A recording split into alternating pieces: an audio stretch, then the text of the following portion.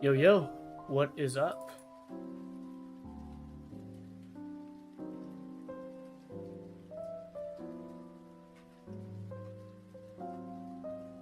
Being on down now.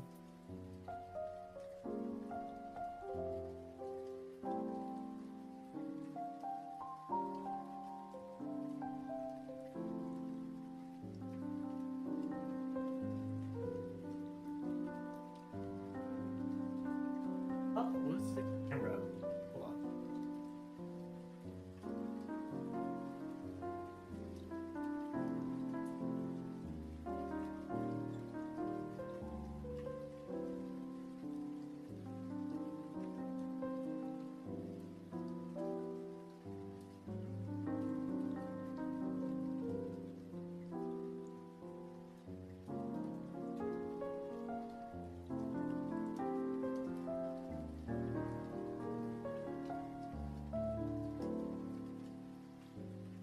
Okay.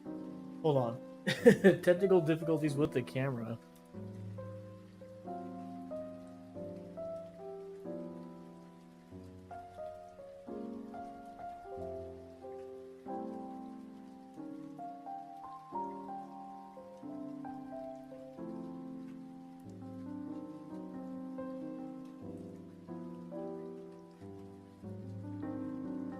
Weird.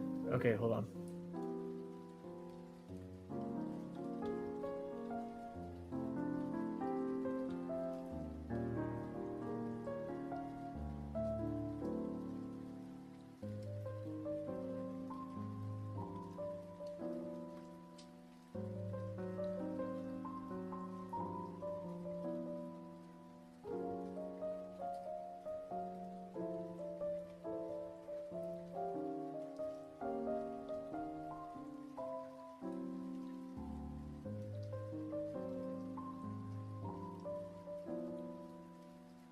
Okay, so all of a sudden the other camera's not working. Weird.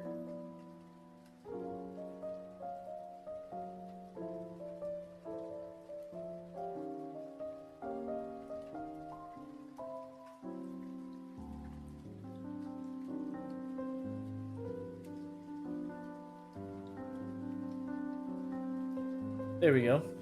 Well, I mean, there we go. We have a camera, but not there we go that the just chatting camera isn't working. Anyways, how is everyone doing tonight?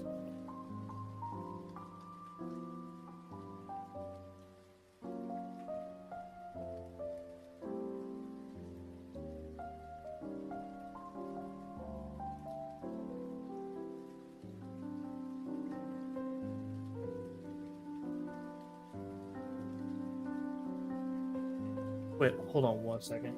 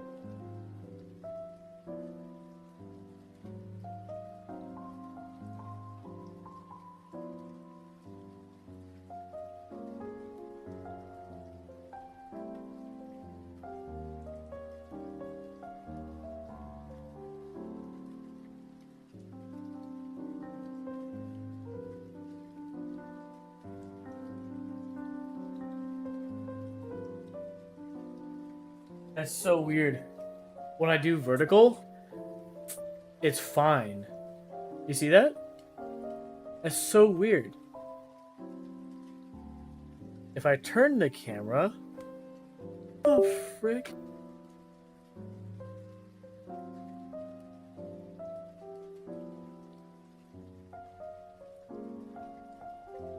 I'm gonna shut the phone down. Turn it back on. Oh, I should have done a hard restart, not a shutdown, but anyways. Sorry, I had to excuse myself. The can of Coke Zero I tried to open was weird. First thing I noticed is like the can was like squeezable. You know, I haven't even cracked it open yet. It was like squeezable, right? And it had a dent on the side, which, you know, some cans are dented like this. This is not a little dent right here, a small one. But it cracked it open, and there was no like cracking hiss, like when you like, you know, the carbonation or whatever. Nothing. And I was like, oh, something's off. I don't want to mess around with this one. So then I went and tossed it. But there was no leak. And what was weird is that it didn't feel like it was filled up either. It was weird.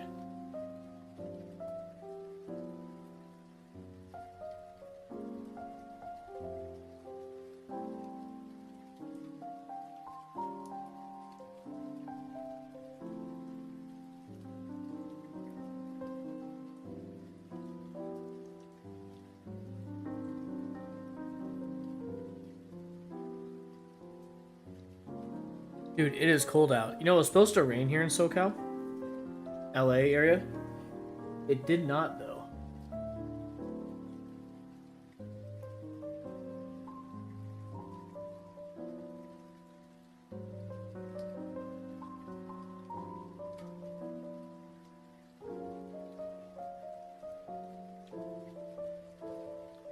I rarely ever have my hair down. It's like, I'll, like, wash my hair, obviously. And I'll, like, immediately put it up in the bun and just, like, leave it. That's the one thing about long hair that, like, for having long hair, I, like, rarely ever have it down. Because it's just so annoying. I have thick hair, and so, like, and I've said it, like, a bunch of times, too, on stream, every time it's come up, is that it feels like a thick, like, wool scarf, you know?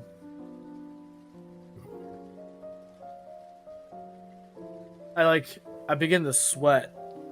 But you know what's interesting is that, like, if I was, like, forced to be, like, in survival mode with this kind of hair, like, in the winter, this long hair would keep me warm.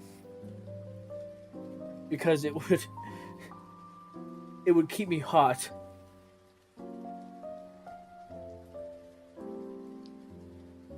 Then again, I think that's like the root of hair, right? Facial hair, especially beards. They're not so much.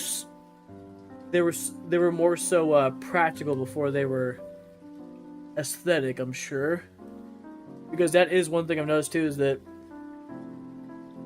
if you have a long beard, it really does keep your face warm.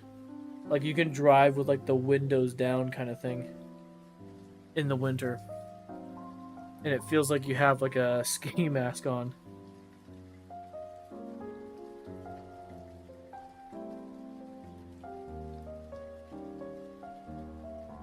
Okay, let's try reconnecting.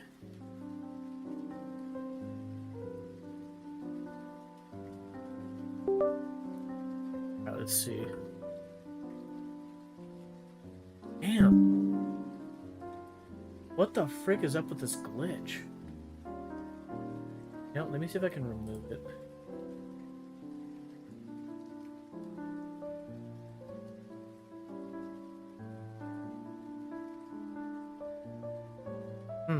Yeah, I don't know.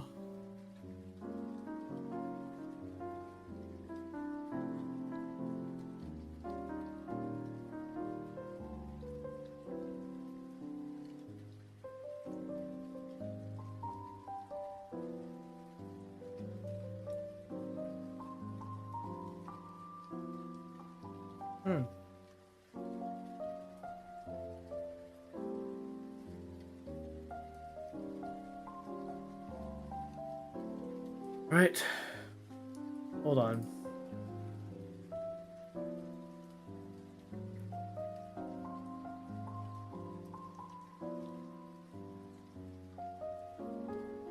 There we go. There we go. Well.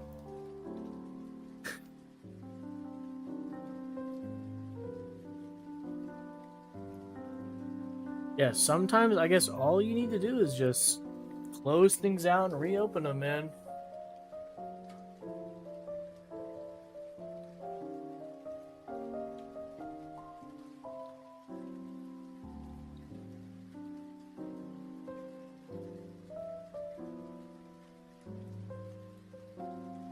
Ugh.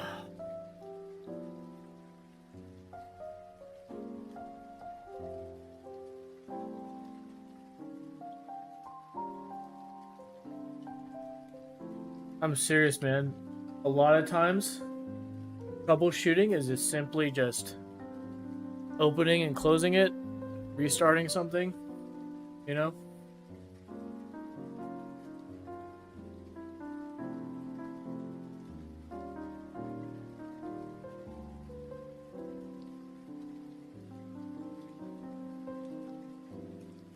Hold on.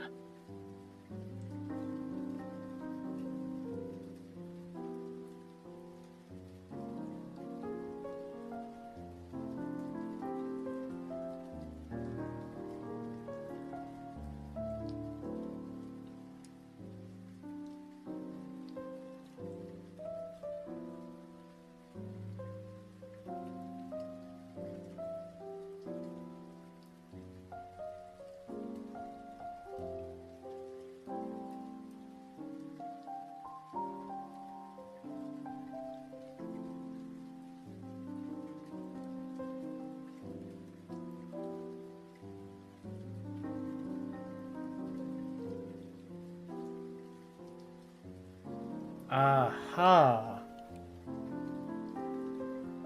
I think I found out. There we go. You know what? I just found out what's, I think, just caused issues the first time. I'm trying to add the blur filter.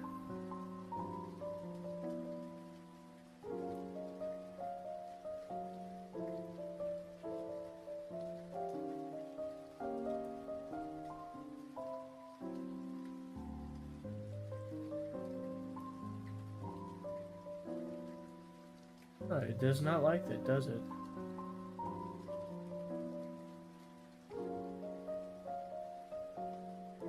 Okay, so background removal works.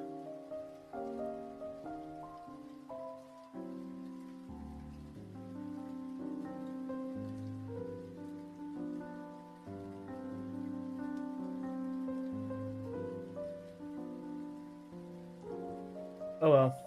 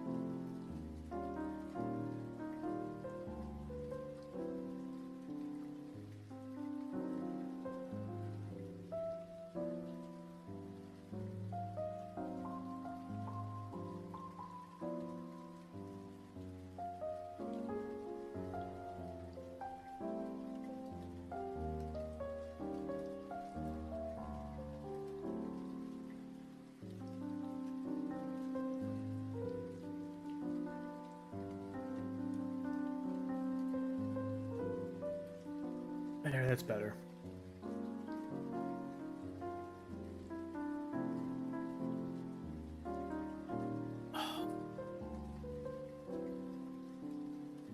Whoops.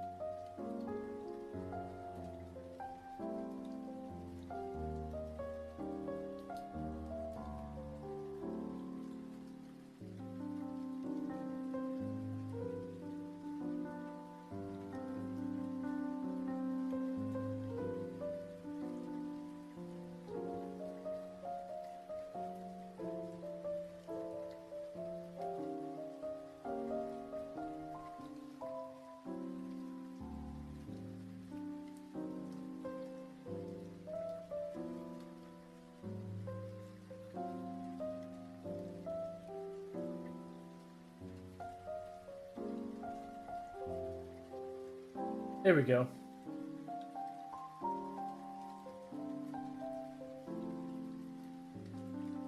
Thank you guys for being patient with the technical difficulties I have from time to time, you know?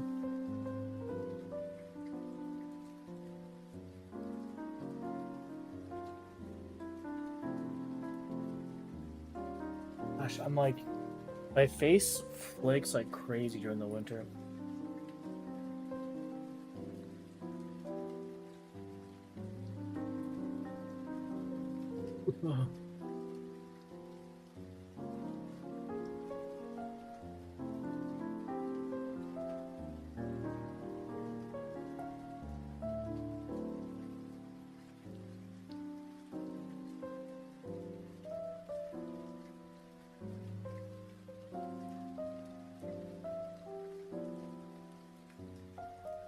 Anyways, um,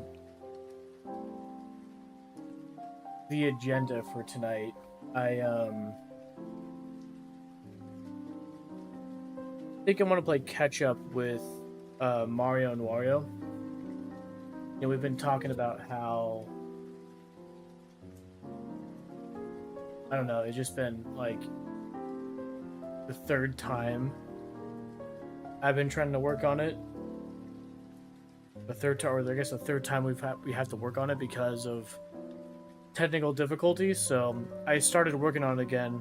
You know, last night when Nate was here in chat, Nate Esser, um, from the YouTube community watching, he was asking how's it coming along, catching up, and I was like, oh, man, it's been going bad. So today I knocked out like 3 stages, or 3 levels. I'm sorry. How they do it is there's 8, or I guess 9 levels, right, or worlds, but they call it levels. And then of course there's like 10 stages per level, so I've knocked out 3 levels. Yeah, I guess let's work on it, right?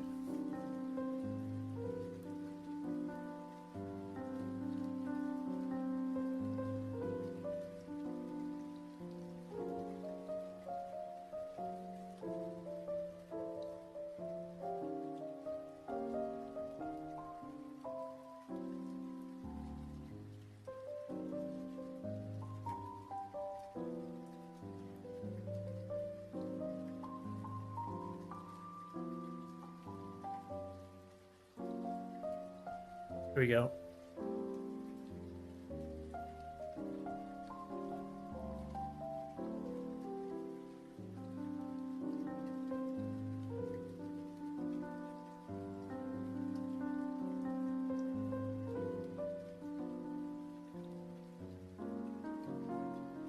I've actually been playing around with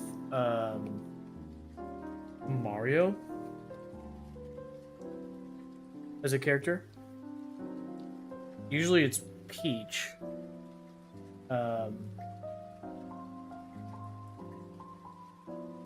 He's the slowest, which makes it easier to like, I guess, anticipate the next like obstacle or whatever. I guess the only con is that levels are a lot longer, so you're like, oh, come on, hurry up, hurry up. And then, okay, yeah, but there's pros and cons with going faster, right? The pro is that you get the levels done quicker because the character is like walking way faster. Con is much less reaction time. Anyways, yeah, let's knock out some. Let's knock out some Mario and Wario levels, shall we?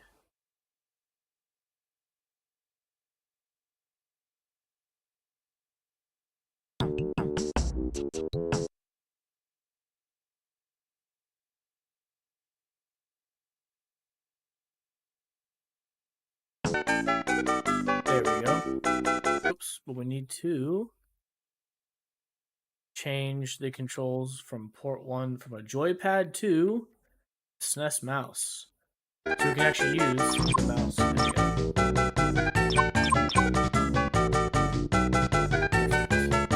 Okay. Level 4.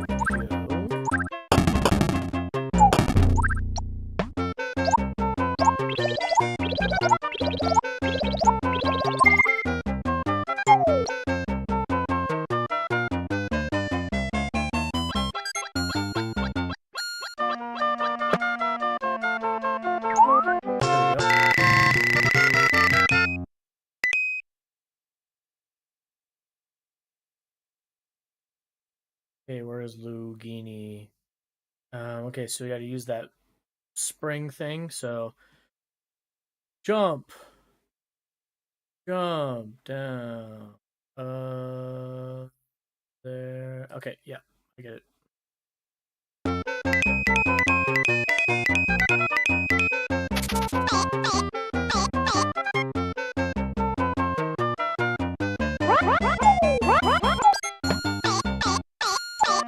Got him. Okay, if you just hover and click on the bat right as Mario's getting close, when the bat like leaves his perch, it's like the one click takes out like a bunch of the bats. There we go. So watch this. Boom. Yeah, because if you let the bats like move at all, if you see it split into like four bats, that makes it really hard to defend your character. Okay, where's Luigi? Up here.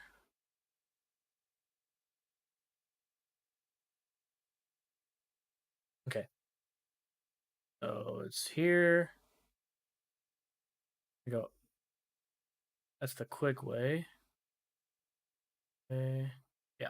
All right. Go. Again, I'm not trying to 100% each. Oh, see. Oh, we're too late. There we go. I'm not trying 100% each stage, so I'm not going to go out of the stars. If they all happen to be where I am going, sure, why not? Oh, dang it. Got him. See? Bummer. Wasn't quick enough. So that's why if you let the bat leave, it makes it harder to protect.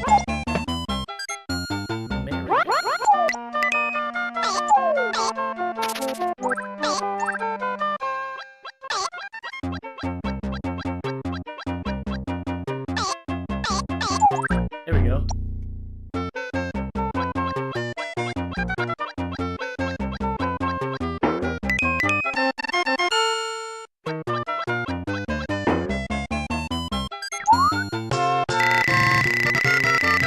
Sick, sick, sick.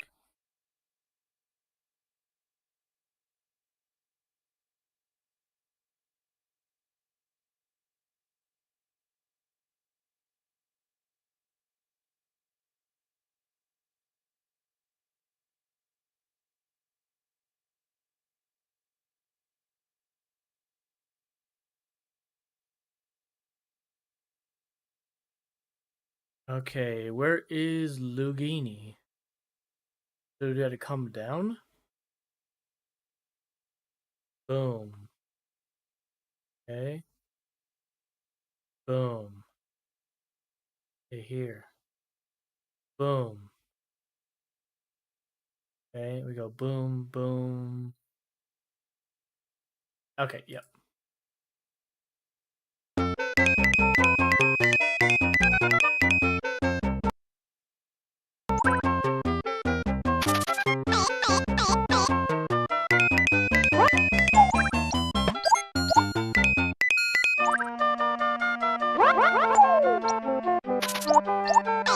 Oh, shoot.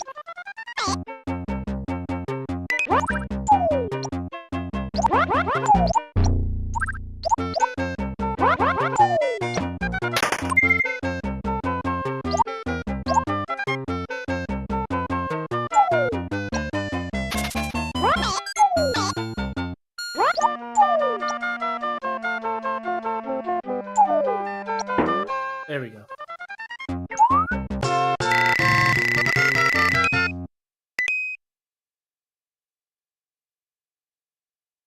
Okay. Okay. So forward backwards, it's probably down here. Here.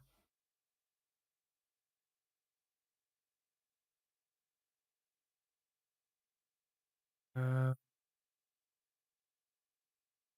how do we get up here? Is it up here? Oh, probably from there. Okay.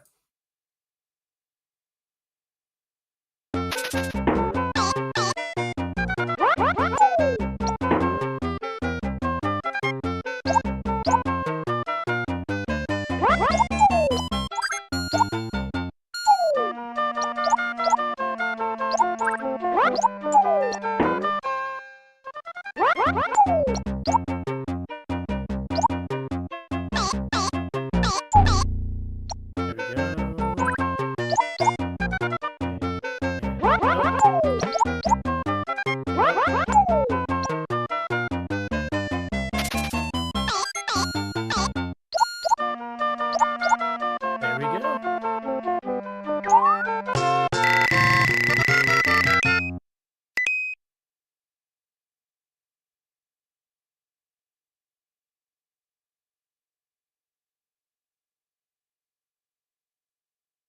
Up there. That way, okay? We go boom, boom, around. Dun, dun, dun. Boom, boom.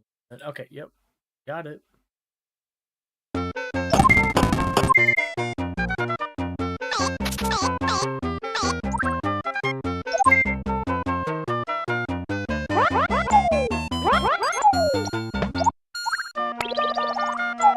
Boom, boom, boom.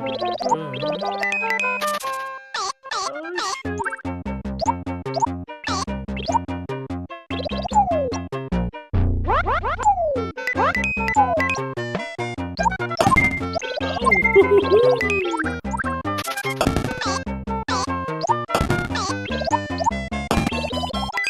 That was hard.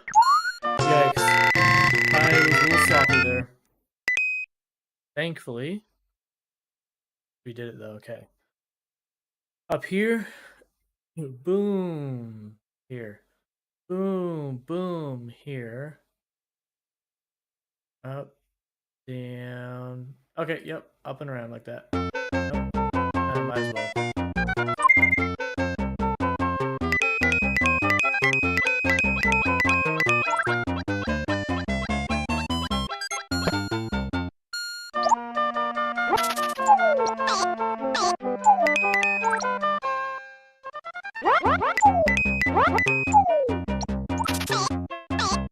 Oh my gosh. Dang it.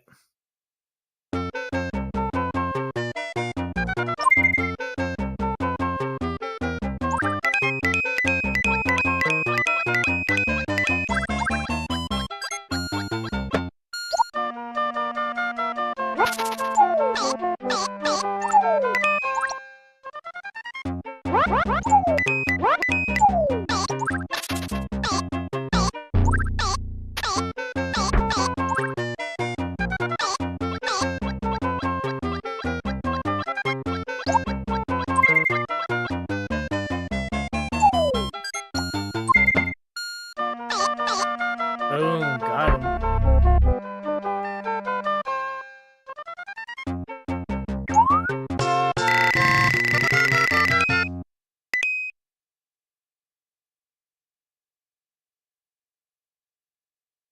Wait, does that make you slower? I forget.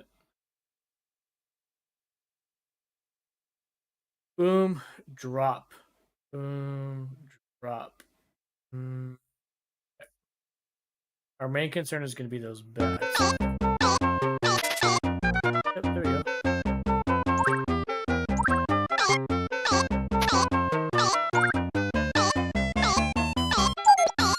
Got him.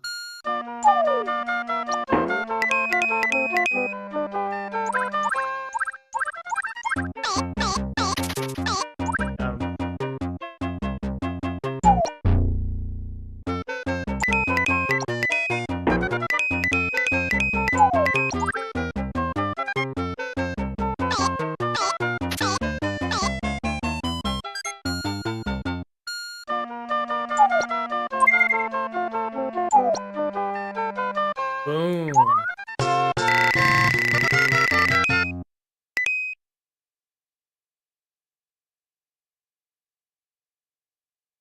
Down.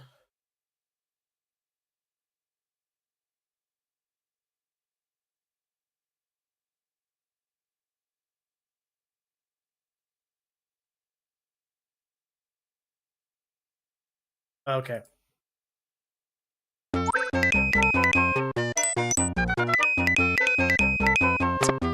Oh, shoot.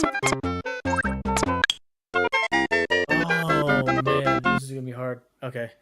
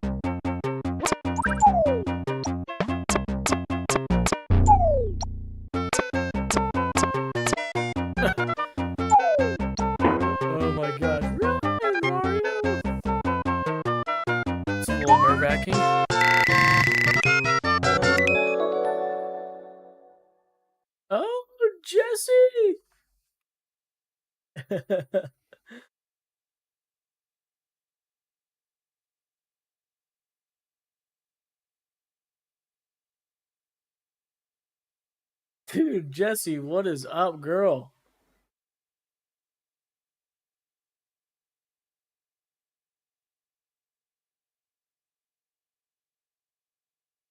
What's up, everyone?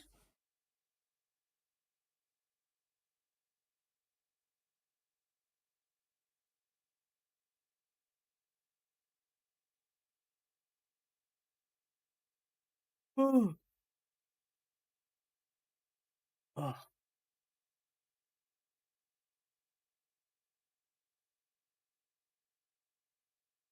hey, hey, Jamie, what's up, old crow?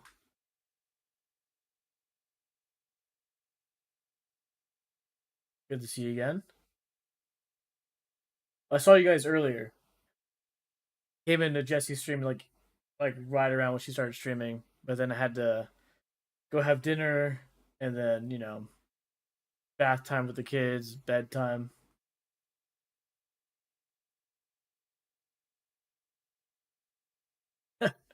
Hey, Jamie started a raid and run, but I went over an hour. I'll be lurking though. Okay, see you later, Jesse. I know you got things to do. Appreciate the support, Jesse.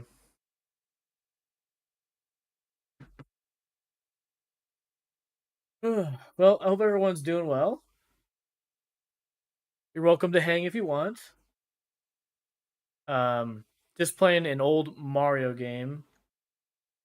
It's on the. It's kind of more of an obscure Mario game. It's called um, Mario and Wario. Well, I think the full name is Mario 2, Wario colon Mario and Wario. Anyways, it's actually a Super Famicom exclusive. Oh, by the way, I got this for $9, dude, at Book Off. For those who don't know, Book Off is like a chain of like a Japanese chain of like stores where they sell like good used games, consoles, books, DVDs, cards, like Pokemon, all kinds of stuff. It's a chain started in Japan, but they have one here in Torrance.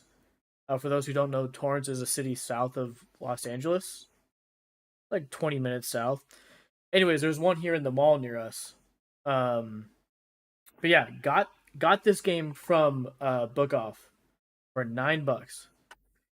Now, yeah, what's weird about it is that, or interesting, I guess you could say, it's a Japanese exclusive, meaning it did not get a port to the Super Nintendo, only the Famicom, Super Famicom. Now, what makes it kind of weird and it or slash interesting is it's also in English. So again, in most cases where you have, you know, a Japanese or a Super Famicom, counterpart, right? It's usually in Japanese, right? This game is strangely enough, it's in English, although it's a Japanese only release. And again, the cover on the box and the cartridge, it's even look in the back, it's Japanese, but the game itself is all in English. So it's so interesting, but it's cool because then I don't have to like try to guess, because there are some like Japanese exclusives where and what I mean Japanese exclusives is that it didn't have like a American counterpart, because like let's say like you play like Super Mario 64 or Super Mario World on the Super Nintendo. It's like if you've played that game in English and then you get a Japanese version, it's like, well, you don't need to understand Japanese to like beat it or play it, right? You've already played the English version, so it's like, there's not much reading, not much you need to understand to beat the game, right? But there are some Japanese Mario games that are exclusive to Japan, like they never got launched in the US. This is one of those games, but again, what makes it great is that it's all in English, so I don't have to like do some like Google Translate with my phone like while I'm playing to see what the characters are, have them translated to English, you know, or even via emulation like translation hacks where they like translate Japanese to English. Like some games, that's like a thing in emulation is that like some people work hard to do like translation hacks where it's like a game that was only ever in Japanese, never launched in American English, and sometimes they do those like hacks, kind of cool. But this game, yeah, don't need any of that. This game is actually in English. But another cool thing though, for those that are like familiar with the Mario franchise, um, there was a game just re-released. I guess it was like a remake or remaster. Have you guys heard of Mario vs Donkey Kong? It's like hold on. What is it? Yeah, the Mario vs Donkey Kong series. Did you guys ever play this? It originally came out in the Game Boy Advance, then they launched it on the DS, but they re-released the first game on the Nintendo Switch, like a remake. But this game is actually the spiritual uh predecessor to the Mario vs Donkey Kong. Hello, hi. Can I help you, man? Hi. Hi. Good night. Wait, what are you doing? What? Come here. Come here. Aren't you supposed to be in bed?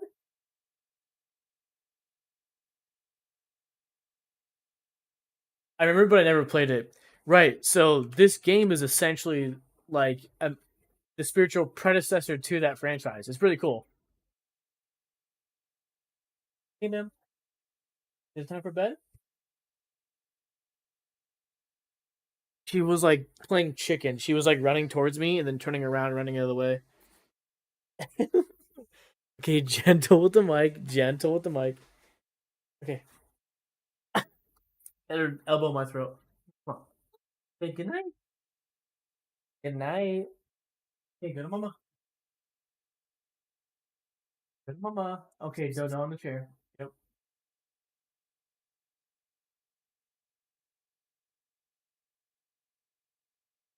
Anyway, sort of like a simple puzzle kind of game. Yeah, I mean, you'll see. I'm gonna play right now, but yeah. So it's a spiritual predecessor to the Mario vs Donkey Kong, and for those who like are familiar with Mario vs Donkey Kong, you'll see it in like a few seconds. But all right, let's resume here.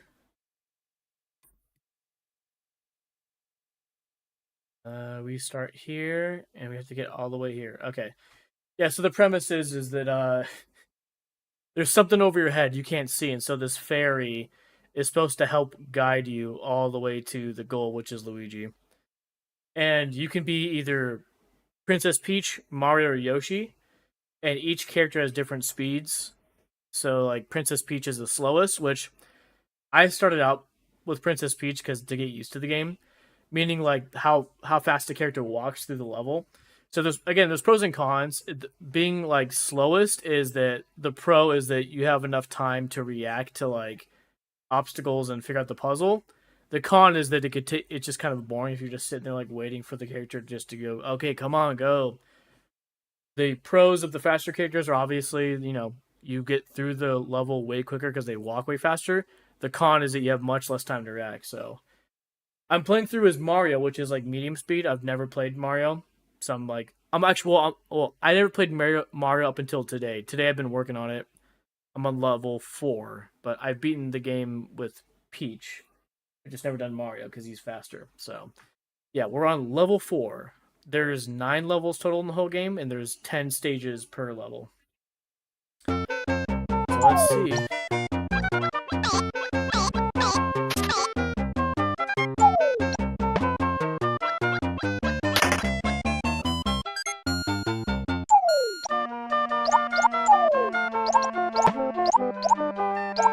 I'm trying to remember. Oh, I got hit by the bats. I didn't even notice them. And of course, along the way, you can collect stars.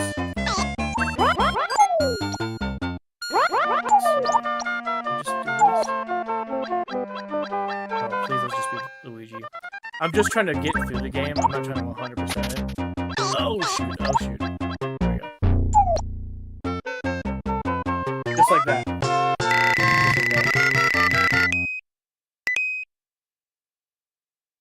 But anyways, if you've played the Mario vs Donkey Kong games, you'll recognize the mechanics of the style of games.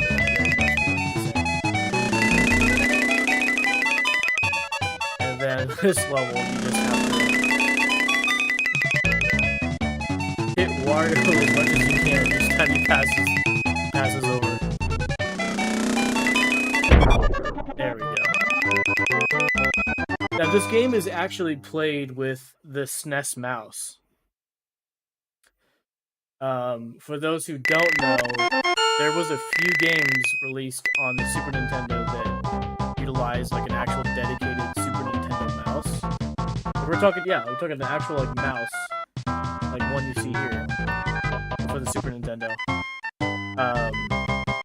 It was interesting is that this game there is an emulation hack that you can play with a controller if you wanted to. But we are playing this game with a mouse. Oh, and by the way, we are playing emulation. Just so I can get the retro achievements. And again, for those who don't know what retro achievements are, is it like, so within the emulation community, you know, emulation being not real hardware, meaning you're playing it like on the computer or whatever, right? So it's emulating the hardware.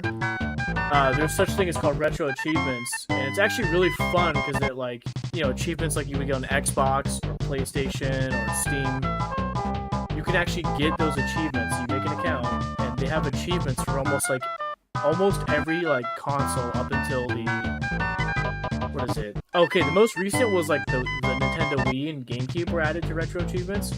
So that generation all the way to like Atari and like ColecoVision, some other like obscure old ones. They have like achievements for like old school games, right? So what's fun about retro achievements is that obviously it's like the more games you beat, you know, you get a higher score, and you can like go to retro achievements website, and it's worldwide, and it's like you can see who's got the most like games completed, who's got the most achievements. You know, it's really cool. But that's mostly why I'm playing emulation. Well, part is the ease. Capturing actual hardware is kind of really hard. But I wanted retro achievements too as I beat this game. Anyways. Yeah, I'm sort of a Rux the Tux. Is it Rux the Tux or is it Rue the Two? Anyways, I'm a hybrid kind of gamer when it comes to retro stuff. Is that I'm like a collector, but also I love like playing games with like ease of use, like emulation. So if you check my Instagram, like you'll see like as I post my collection, like you'll see it on there. But yeah, I collect physical hardware, like, you know, actual games, accessories and whatnot. But my daily driver for retro stuff is actually emulation. Oh, I'm sorry. And another big reason why I play emulation on the daily instead of like actual retro hardware is there is a reality that wear and tear on stuff. So like cartridges, even CDs, you know, even controllers, right? I mean, it's nice that there's been a lot of like aftermarket companies coming out with like accessory hardware replacements for like buttons and joysticks. But, you know, they also don't have replacements for every kind of controller, and, you know, it's like, it's one of those things where, like, if you break it, you might not be able to fix it or replace it, you know? And so, what I like to do is, you know, collect all the games, the accessories, the consoles, and either put them on display or in storage. But when I actually play, it's like I'll play from my computer with like a, you know, Xbox controller. Again, because I don't want to put wear and tear on, like, you know, for example, my, you know, my Sega Saturn collection, you know? It's like, I don't want to keep opening and closing those cases and, like, a chance of, like, breaking, like, the brittle plastic and stuff like that. So yeah, that's another motivating factor to just do emulation as, like, my daily driver.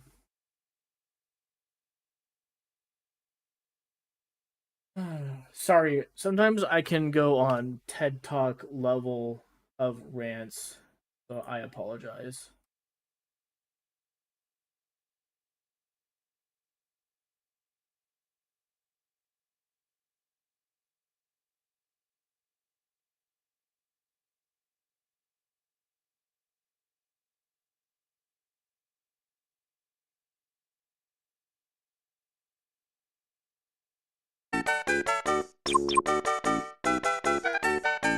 Oh, it sounds like it's raining outside.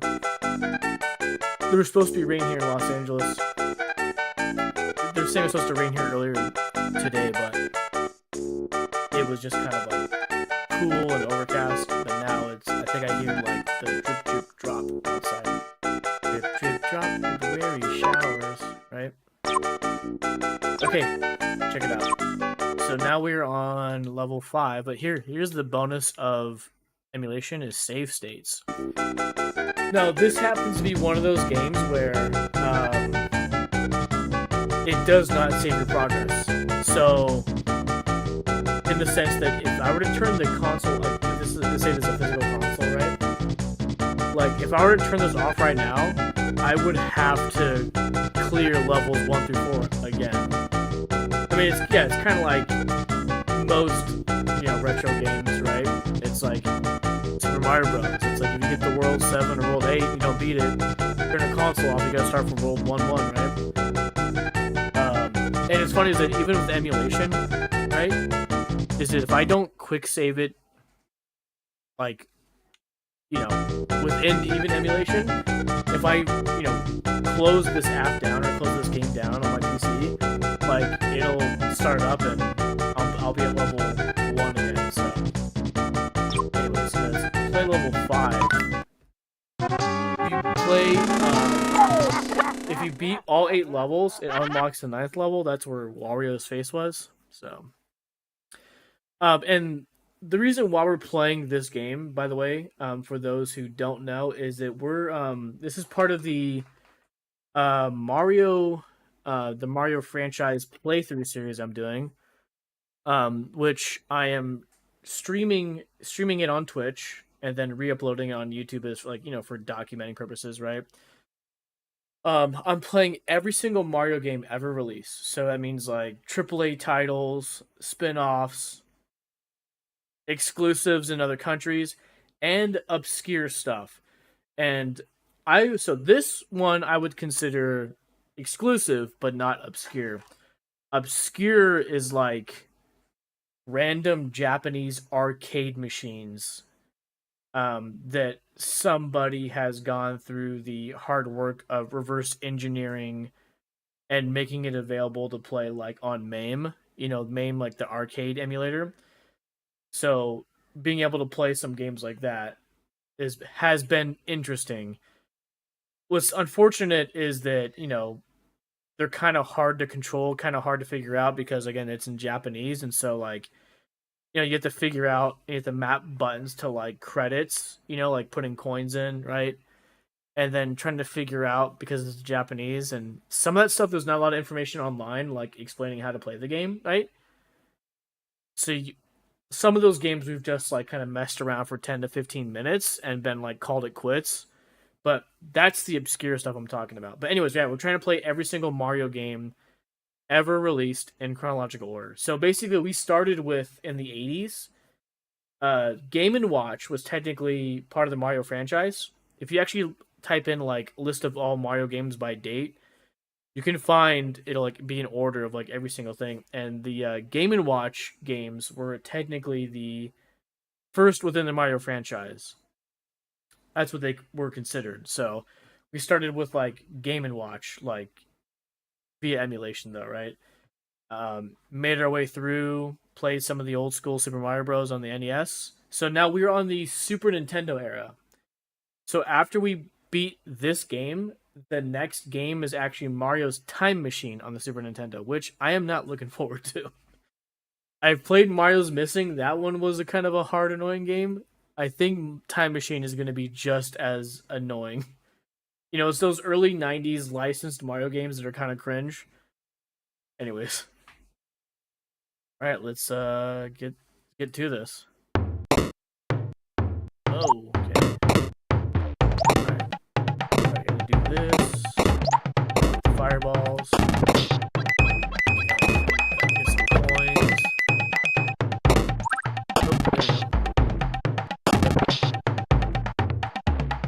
Oh, there we go.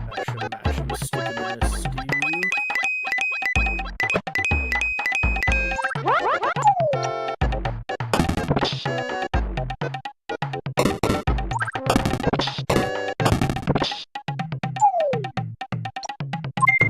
There, and again, we can get some stars along the way, but I do not want to go out of my way to get the stars, because I'm just trying to simply...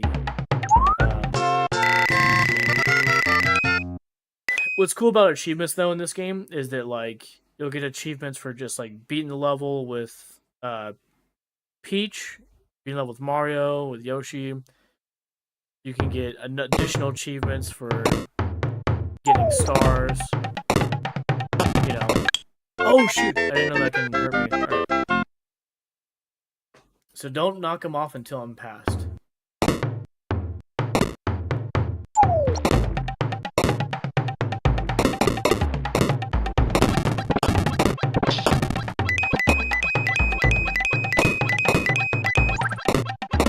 Oh, shoot. Okay, let's try that again. Yep, seeing a little harder. I was flying through these earlier today when I was playing with Mario.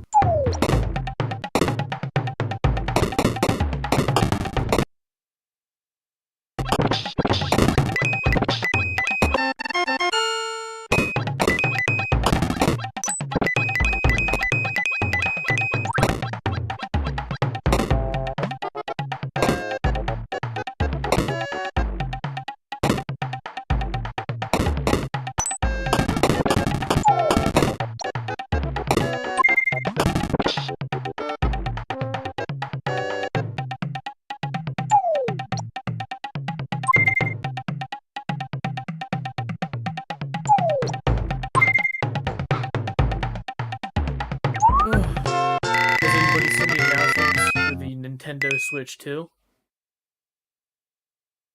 People have been like analyzing that like a minute 29 trailer or something like that. Super small trailer with every single detail. They were like, look, Mario Kart 9 is probably going to have 24 players. And I was like, what? Like, where did you get that from? And apparently, like, the level they show, there's like the place markers or whatever, like on the track. And it's like for it's for 24 players. There's 24 markers. I'm like, dang.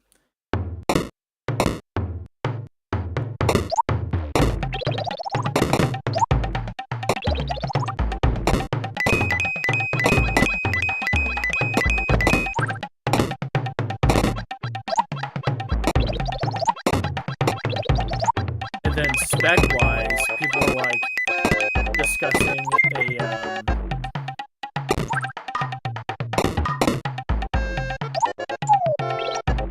like, what would it be equivalent to? Or like, what's like, what would you compare the Nintendo Switch to? And they were saying spec-wise, it's comparable. Oh my gosh, it's comparable to a Xbox Series S. That's pretty impressive. People were saying it was like comparable to like the PS4. I mean, yeah, in the past few consoles, Nintendo has not been trying to be like pressing the boundaries with hardware, but that's pretty impressive for Nintendo. Are you getting the new Switch? I would like to. Yes, I would like to. I'm a huge Nintendo fan, so like, you know, and all their IPs like Mario, Kirby, Zelda.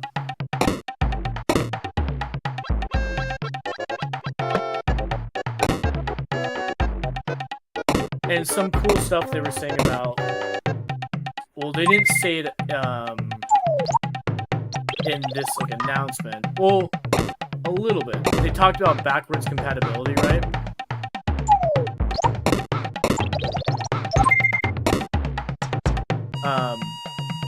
But Nintendo Switch 2 is not gonna just be arbitrarily backwards compatible. I think it was like, was it summer 2024 or 2023? I forget exactly. Where they had like that meeting with the investors, like in Japan, and supposedly what leaked about that meeting was that they were saying that they were showing off the hardware to the investors, and they were showing like games on the Switch being played on the Switch 2 and running in a higher fidelity and a higher frame rate. And one of the games was Zelda Breath of the Wild. And they were saying that Zelda Breath of the Wild on the Switch, which ran at 1080p 30, was running at 4K 60. I haven't researched enough, so I'm not sure if it's worth the upgrade or not. Right. Yeah. I don't know. Oh, shoot. Yeah, I'm curious how much there's going to be exclusive and how much are going to be like the game will work on both the Switch and the Switch 2. Meaning, like, you know, like for the Xbox Series generation, they've made it where like the game is cross like generation. Meaning, like the game's like when the game launches, it's like you could play the Xbox One version, you could play the Series X. You know, like Halo, right? When it launched, they launched it on the Series X and the Xbox One. So I'm curious if Nintendo's going to go that route with some of their games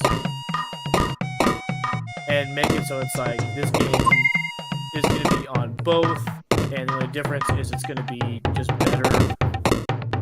It's just going to run better, look better on your Switch 2. I'm curious how much of that is going to happen, and I'm curious how if it's just going to be exclusive and anything new that comes out is just going to be Switch 2 only.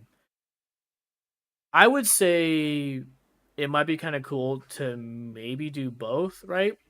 Something that doesn't like require next gen hardware. It's like, why not like launch it side by side like Switch 2, like they were doing with the like, you know, Xbox Series X and Xbox One. True, they probably will. Yeah, that would be that. I think that would make people a lot happier because a lot of people, where they're kind of at with the whole thing, a lot of people are not convinced of the upgrade. Like even in my own friends group, like we were on a group chat, you know, texting, and I was like, "Oh man, did you see like the new Switch 2 come out?" And someone's like, "Yeah, I've been reading about it, or whatever. I'm not sure if I'm gonna upgrade to the Switch 2. Like, I'm fine with my Switch." There's a lot of people who are like that, and to be honest, I think what's happening here is that. Oh my gosh! I don't know how we're gonna get past this part. Is I think we're kind of seeing the whole Wii U thing.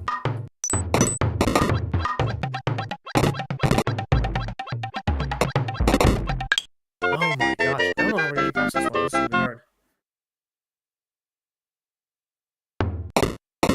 Does anybody remember the whole Wii U confusion? Dang, this is gonna be a hard one. The timing of getting on the ladder is gonna dictate whether we're gonna like live or die like the rest of the way. Because like you can't jump off the ladder, you can't stop the guy shooting. Yeah, so there's already some talk of like, well, do I need the Switch 2? And if the customer base is already being like, I think I'm just gonna stick to my Switch, then that tells me that like maybe like the market, like if Nintendo's like, well, we're not gonna do like the whole release them side by side like Switch 1 and Switch 2 hardware at the same time, like the game's gonna be available on both, then like you probably shouldn't have called it the Switch 2, right? Probably just should have called it a new console that basically everybody would be convinced this is not the same thing. It's a whole new console. But by calling it the Switch 2, yeah, it seems like a lot of the customer base already is like, eh. Oh my gosh, I can hit the fireballs. This whole time I could be hitting the fireballs. Oh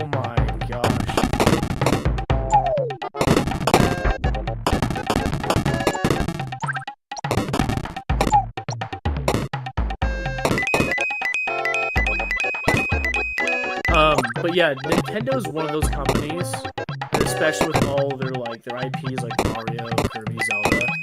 I'm kind of like I'm gonna get no matter what. There's another franchise I'm also like that too is Call of Duty. So regardless if the Call of Duty is gonna suck or do well, oh, it's coming down now. I got the window cracked behind me. That's why. That's why I can hear it. Yeah, Call of Duty is one of those things where I'll get every single game no matter what, even if it's even if it's like trash. I'm just um loyal to that extent. I'm loyal like that with Nintendo Mario games. I'll get like every single one, whether it's good or trash. It's interesting though, like the disparity in graphics, for example, between Nintendo and others. But I guess they're still successful making games. Yeah, yeah, it's interesting because it's yeah, it seems like Nintendo has chosen that route. It seems like ever since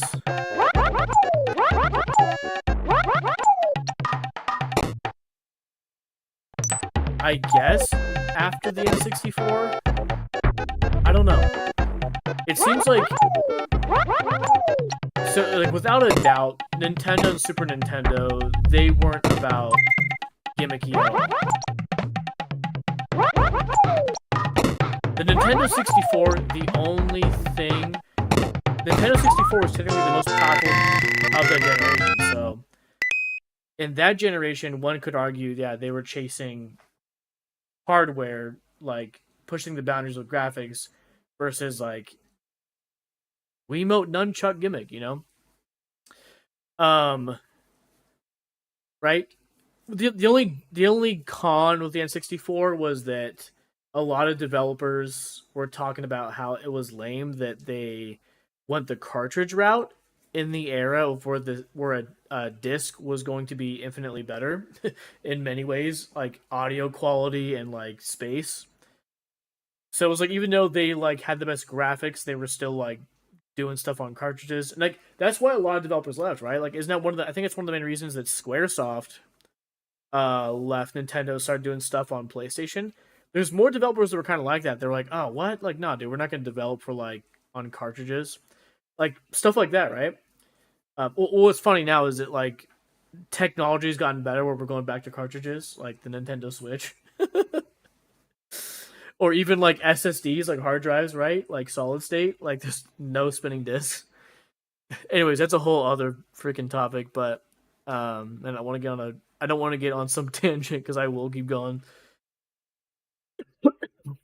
So it was Nintendo and the 64 was the Nintendo 64 era was chasing the hardware dragon, right, to be the best. Again, the only con was that they were doing chips, cartridges when everyone was doing CDs. The GameCube is interesting because it kind of they were kind of in the middle. They did the gimmick with the mini discs, but in terms of power, they were in between the Xbox and the PS2. Meaning the technically the Dreamcast was that generation. So the lowest in terms of graphics, it was the Dreamcast, PS2, GameCube, and then Xbox was the most powerful. And their whole gimmick was the mini discs, and they were trying to do the whole handle so you can take it to your friend's house, which I didn't know anybody that ever utilized that handle. I didn't even know that's what that really was. I thought that was just some dumb aesthetic thing. I got it when I was in 7th grade for Christmas. That was a fun Christmas. But yeah, the whole gimmick thing with the mini disc, and the issue with that is, of course, yeah, smaller games. You can't make big games on you can't fit. What was it I think those mini discs only fit 2.4 gigs or something like that, and a normal normal DVD was what 5-6 gigs or something like that. Anyways, then obviously you got after the GameCube, it's pretty clear. I think they stopped at all giving a care about chasing being the best hardware wise, graphics wise. Maybe the Wii era and PS3 360 was kind of the most notable start of the trend and difference. Exactly. Yep, you beat me to it. But they were always been different in a way. Yeah, GameCube is a good example. That's right, dude. The Wii was so interesting. You know what's funny is that at the time when everything was still like standard def, it's like it's clear that the PS3 like looked better and the 360 like looked better, but it didn't like look insanely better because most people were still playing on their CRT TVs from the previous generations, and people were like um playing their 360 and their PS3 on like either composite S video and then component. Now I know that the 360, the first iterations, they came with component, if I'm not mistaken. And I'm trying to remember, the original Xbox 360, did it have an HDMI? Or was that the Elite and S that were HDMI? I'm forgetting, but I think no matter what, the 360, the original one, came with the component. But anyways, so it's like yeah, it was obviously like the Wii was 480p, right? And then like the 360 and the PS3 were 720p. But 720p versus 480p on when everyone's still playing 4:3 ratio on a CRT, it was hard to tell the difference, but it was obviously like there. You know, you're absolutely right about that. But I was just saying it's just a funny piggybacking comment to your point is that like it actually wasn't as noticeable, but when people bought HD TVs, it became extremely noticeable in ads. Okay, tell me when you're done with the ad. I was piggybacking off of your good point there.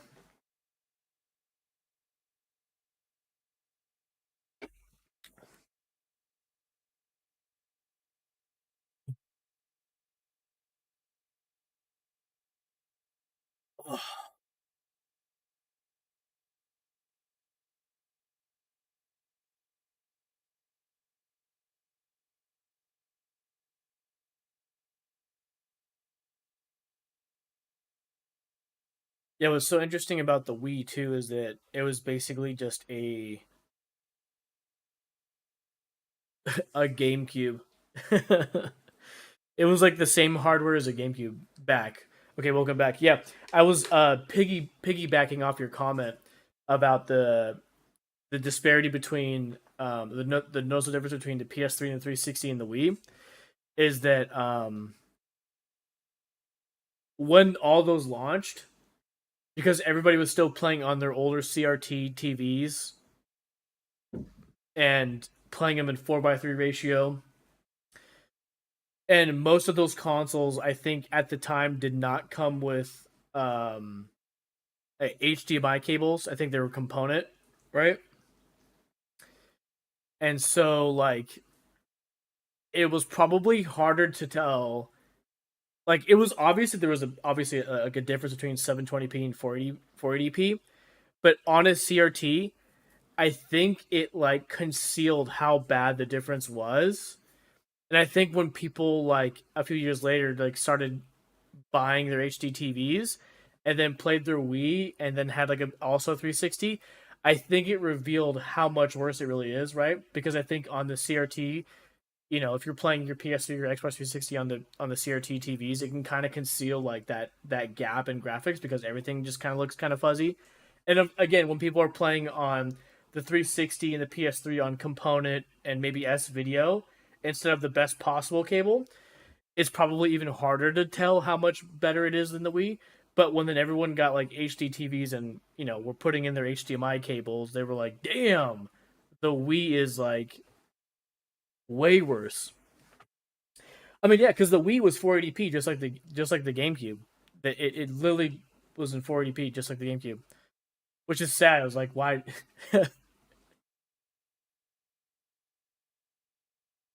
Dude, I remember not having HDMI for my 360, but the like upgraded HDMI cords can't remember what they were called. Right? Yeah. That's what I was saying it earlier, I think, but you might have been ads. But if I remember correctly, the 360 came with the component cables. It was like so. There's the component and composite, right? Composite is the three cables, the red, yellow, white, and then it goes S video, and then it goes component, which is the red, yellow, white, green, blue. It's like what, five cables, right? And then component is the cable right before HDMI technology. But what's funny is that the Wii could take component and S video, but all the Wii's came with composite. And before we even get to like some obscure topic of video cables, composite cables, yeah, red, yellow, white, that is early 90s cable technology. Like when the Super Nintendo came out, the technology at the time was actually S video, or if you're from like Europe, it would be RGB SCART. That's a whole other topic, but yeah, all the Wii's were coming out where they were launched with in the box with composite. It was bad. But yeah, back to what you're saying is that yeah, that the Wii is when you really got to see that Nintendo was like, we are more gimmick uh focused than hardware specs focused. That yeah, that was you're right. You're exactly right. Wii was like the clear like okay, like I can see where Nintendo's going. And then they did the same thing with the Wii U, right? Wii U was upgraded, so it was like 720, 1080p, depending on the game, right? But their whole gimmick was the gamepad, and then people didn't want to buy it because the confusion of like kind of like the Switch 2, right? We were talking earlier is that because they kept the same name, the Wii U, people were like, "Well, I already have a Wii. Why would I need another? Why would I need another one?" Right? Even though it's not the same console. And I feel like that's probably what's going to happen with the Switch too. Is that people are going to be like, "What? Like I already have a Switch. Why would I want this?" But yes, the Wii U was like gimmick with the pad. They didn't give a crap about like making something like comparable to an Xbox One or a PS4.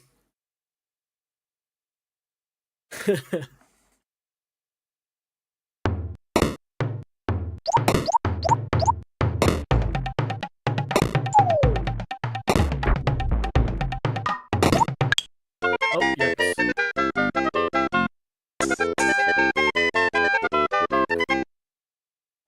Also, Nintendo's like timeline of console releases, they're like off now with the whole Wii U Switch thing.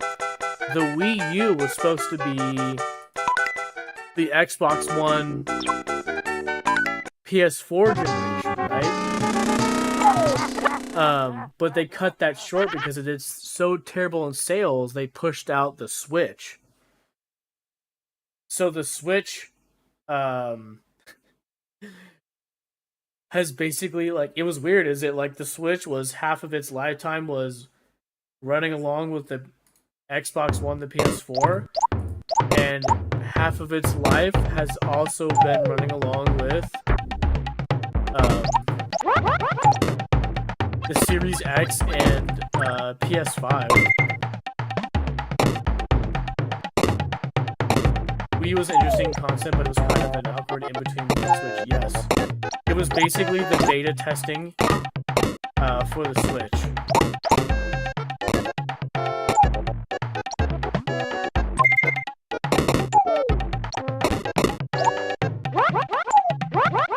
Oh man, what the frick? Come down here.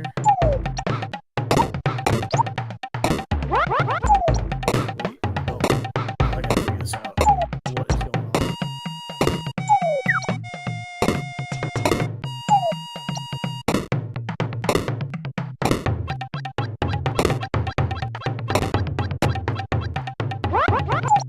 Oh man, what? Yeah, it's gonna be hard.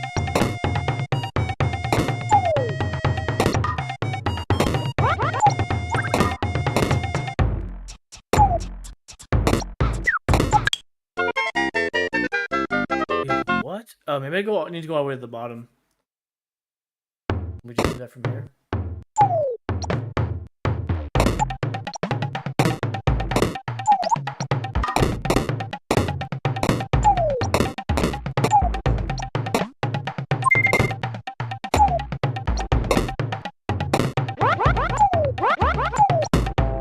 Oh, what in the world?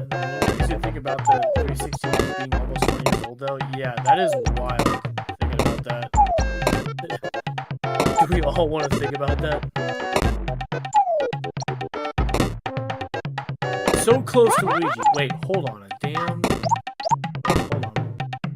Wait, hold on now. Oh my gosh. So close yet so far away there. I got, yeah, my friend got a 360 like summer 06. I got the Wii Christmas 06. I was a senior in high school when it came out. And I got it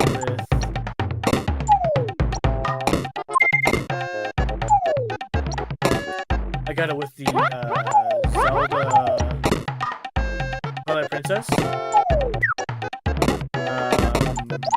Obviously Wii Sports came with it. Then Metroid Prime 3. Yeah, Metroid Prime 3.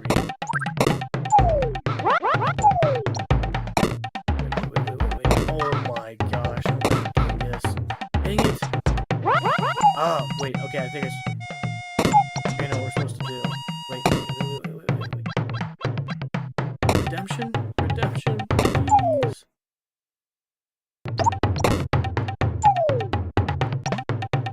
Oh, yes. Thank God. I was like, no. What else did I get? Oh, on winter break, I went and bought Need for Speed Carbon, which that was, I love that game because I played it on my friend's 360 at his house, and I was like, oh, they also launched it for the Wii, but the controls sucked. You could not control anything like normally. You had to like use motion controls to play the game. That was the only annoying thing about the Wii is the fact that like motion controls.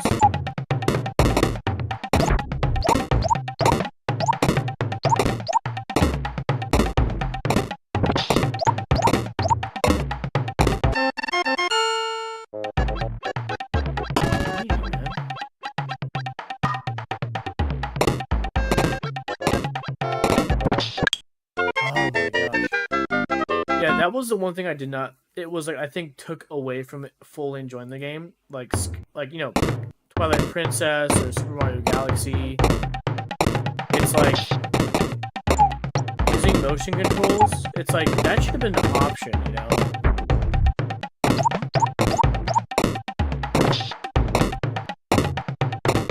It's like give me the option to play it with a controller, or give me the option to play it with motion controls if I so choose so, you know. You know, they did that with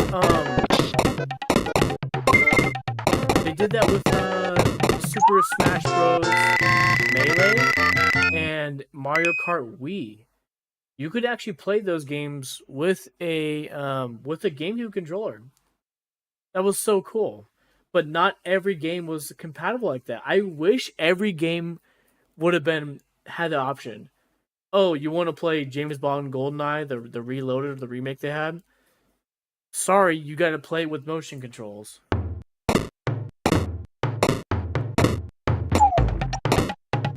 Yeah, it takes away from enjoying the game because you have to sit like in such a way. You can't like lounge.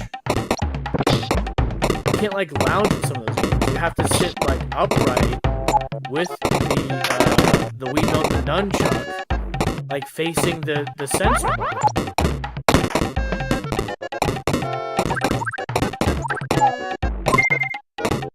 So it's like, you know, I have to sit like some games I literally had to sit like in a chair, like not on the couch, and sit straight up with everything facing correctly the right way, so that it would like get recognized by the sensor bar. It's like I can't just lounge on the couch with the controller. Nope, you have to sit up. Okay, nunchuck, Wiimote, do it just right. That was annoying.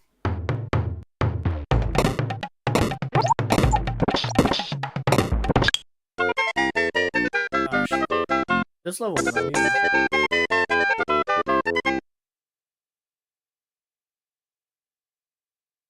Anyways, Chat, what are some games you guys are playing right now?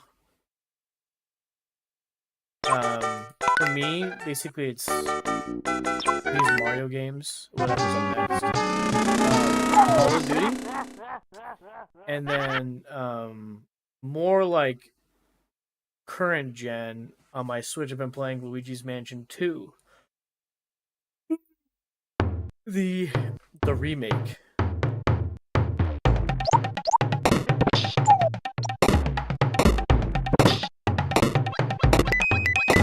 I do have the Xbox Game Pass, so sometimes I'll just like mess around with some current gen stuff on my Xbox One and PC.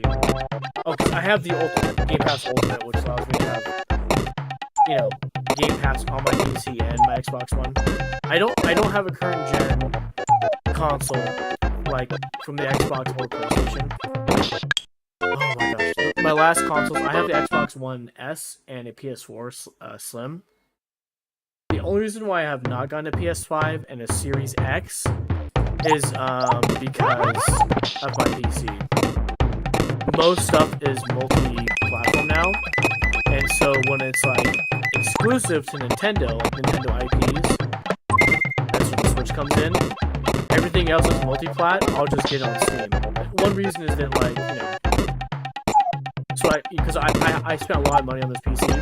So, like, you know, I want to play with the best graphics, so, like, you know, with my PC, like, maxed out graphics, it's like, oh, I made the same mistake last time. It's like the maxed out graphics on my PC, like, look, you know, a whole tier above Xbox Series X and PS5. So it'd be foolish of me to also own a PS5 and Xbox One, you know, when I can get the stuff on PC. So that's why I haven't pulled the trigger. That's also the bummer of, like, you know, less exclusives. It's like, I have no reason to buy PlayStation or an Xbox because of, like, just lack of exclusives. It's like, if there was exclusives, I'd buy a PS5 and a Xbox Series X. That's the third time. That's the third time I did that. Am I a dingus or what? Let's try that again. So don't click that last guy. Make him face the other way. Once I get underneath him, click so he looks the other way. There is an exception though. On the PS5, Astrobot. If I were to be between the Xbox Series X and the PS5, out of this generation, I would get a PS5. Because of Astrobot. Again, there are no Xbox exclusives that I can't already get. So, get this. So, if something is multi-plat, right? Whatever it comes on the Xbox, I can get it on the PC, on Steam, right? Another layer to me not getting a Series X is because I have Game Pass Ultimate. Anything that might be Microsoft exclusive, I can play it on my PC. So, like, you know, with Game Pass Ultimate, with it, you know, the Game Pass on your PC and your Xbox Series X and your Xbox One, you can also get those games on your PC. And you can play them with mouse, keyboard, or controller. And again, we're talking the Microsoft exclusives. You can play those on your PC. So that's another reason, is that pretty much with the Xbox Game Pass Ultimate playing Microsoft titles on PC, my PC pretty much acts as a Series X at this point. You get what I'm saying? Because again, most of those games on Game Pass, you have the option to play it with a controller or mouse and keyboard on the PC. Now, here's another thing, too. Here's another layer, right? Because some people might go, well, isn't it kind of annoying to sit in the chair and play, you know, your, like, Xbox titles on your PC? There's another layer to, like, why I won't get it. I don't need an Xbox. So in my living room, I have my TV in the entertainment center connected as a fourth monitor to this PC in the office. It's not done with a really long HDMI cable. It's done with video and USB over Ethernet. So like, if anyone's, I'll have to show it on YouTube or something like that. I'll like make a video of like how I play my when I'm in the couch game from my PC, but don't want to sit on an uncomfortable game like an office chair. How do I do that from the couch? And I'll probably show like how I do it, but the premise is that you buy like a sender receiver, these like two boxes. One you keep like on your PC side, and then one you keep like at the TV side. And so instead of having a really long HDMI cable that goes like under your house or up in the attic or whatever, right? Because you can only get cable so long before there's video degradation, right? And also too, like USB, you would need like a USB extender too, like like a big ass like cable like that would need to go with the HDMI cable. So doing it over Ethernet is you have a box, right, on the PC side. From your computer, you go HDMI cable, USB into the box, right, on your computer side, right. From that box, you connect Ethernet cables, so Cat 5, Cat 6, Cat 7, whatever you need, right. This being that it supports up to 4K 60 Hertz. You should be able to get away with the Cat 5 cable just fine. I got Cat 7 because in the future, is it Cat 6 or 7? I forget. I'm only future-proofing it in case I want to get, like, if I buy a 4K, or if I buy a TV that supports, like, 4K 120 or 4K 144 or even 8K, I bought a Cat 7, so it's like, I think Cat 7 can support, like, up to those resolutions and frame rates, no problem. But anyways, right, so then the Ethernet cable from the box on my computer, it goes around the office, under the house. We had an electrician help us with this one. Run the cable all the way under the house. It comes up out of the wall behind the entertainment center. It comes to a second box. That's the receiver box. On the receiver box is Ethernet cable goes in. On the outside is, well, on the going out from that box by the TV, HDMI cable and 2 USB ports. And this one supports, it's a USB 2.0, which 2.0 is fine for almost like anything, right? Mouses, webcams, right? Because most webcams are like 1080. It supports like 1080p, like webcams, like 2.0 speeds, right? 1080p 60. So over by the TV, again, that box has HDMI that goes to the TV, and then it has USB ports. So like again, mouse, keyboard, controller. So I have a Xbox controller with an Xbox adapter at the box, and again, that box is connected to this PC over the Ethernet cable, so I get USB and video from the PC. So that's how I couch game from my PC in the living room, right? So I'm not like even sitting here at the computer just uncomfortable. I can lounge in there with the controller and play my PC. Again, I'll have to do a video on that. It's actually very simple. It's not like some weird like techie like, oh, I wouldn't understand, so I'm not gonna look into it, dude. Anybody can do this. It's so easy. Yeah, ever since I got the Series S, that's pretty much all I use. I'm definitely a console player, though. Dude, the Series S, I looked into getting too because people are saying it's also a great emulation machine. Like, a lot of people, like, use it for, like, running, like, emulators on.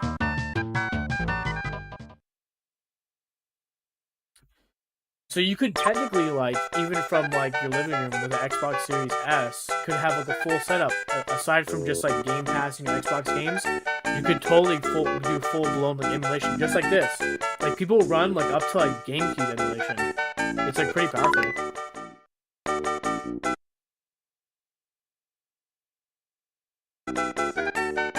Okay, so so far today we've cleared stages 1 through 5. We have 6, 7, 8 left.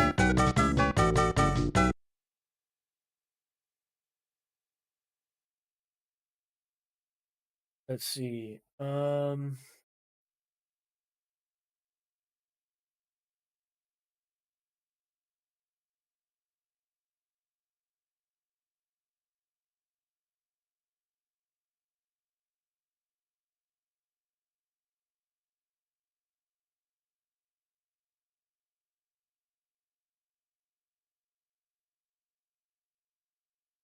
Okay. But anyways, yeah, I'm not opposed to getting the Series X and the PS5. Actually, I kind of wanted a Series X because there is a layer to like on the Game Pass. Even though if you have the Ultimate, which is again you get the Xbox console and PC games, there is a reality that everything on Game Pass is not also available like on both PC and console. So like if I boot up Game Pass right now, like just for example, if you guys can see right here, um,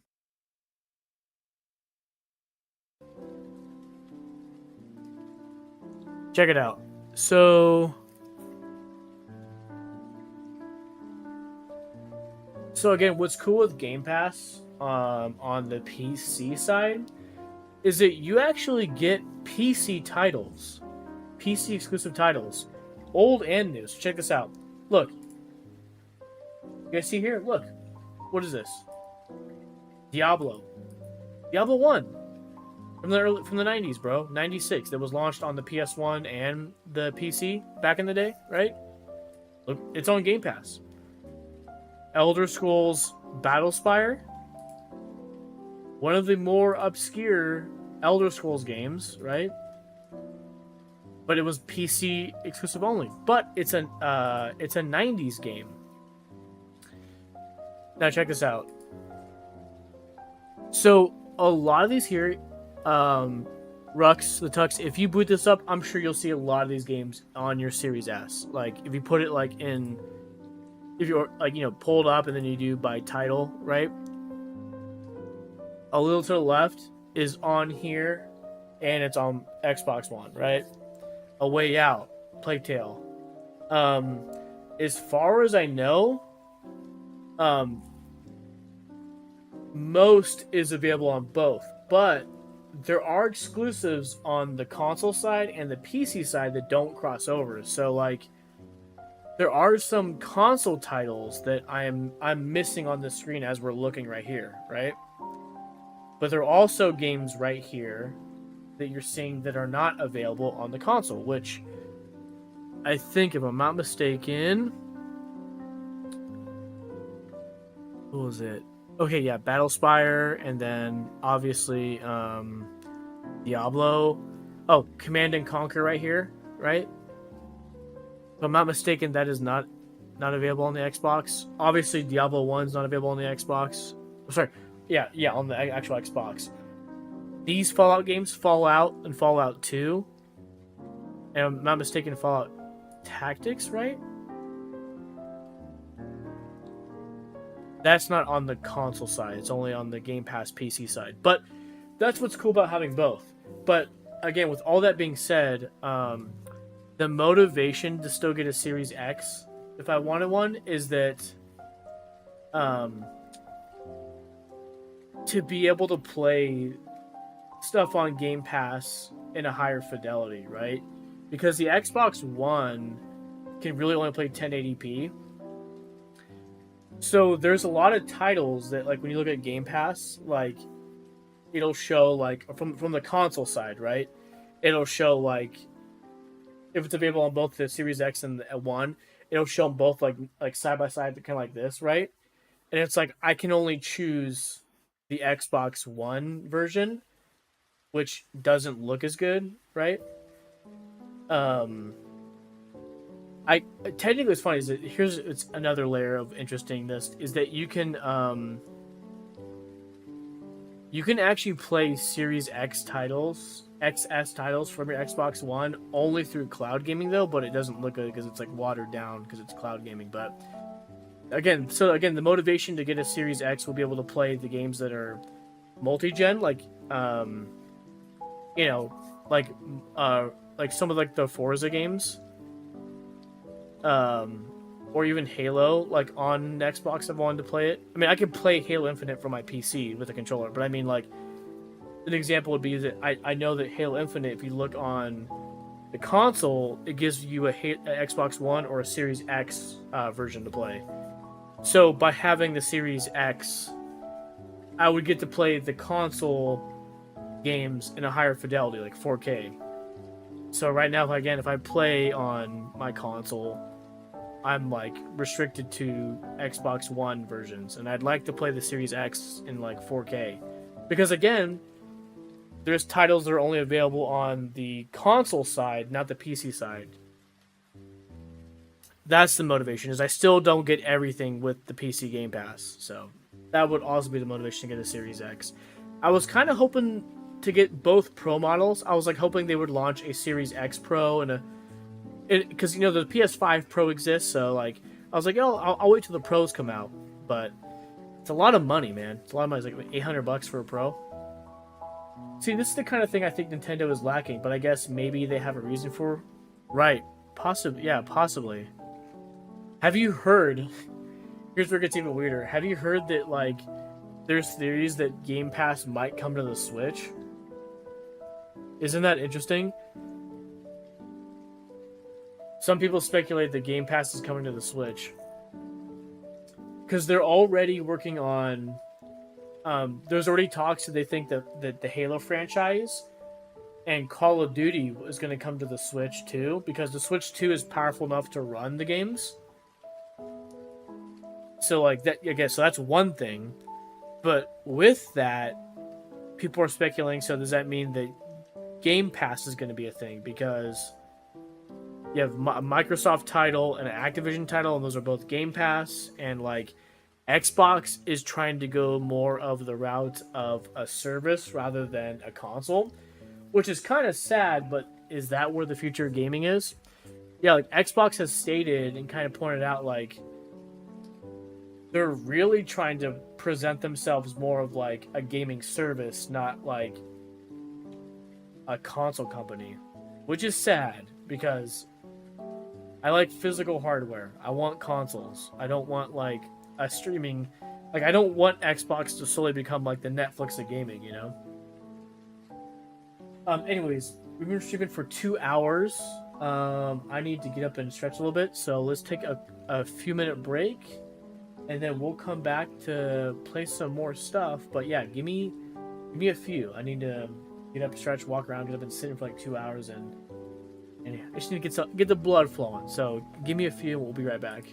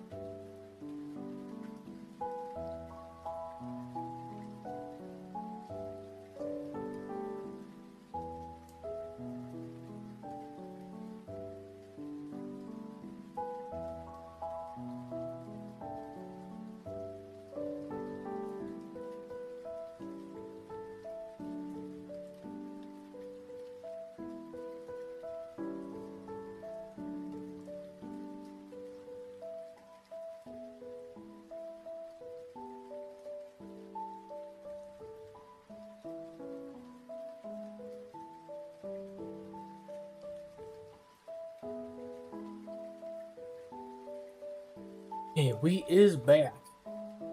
Ugh. It's kind of sad, I guess. You get used to the convenience, but that goes for a lot of things, like even like music.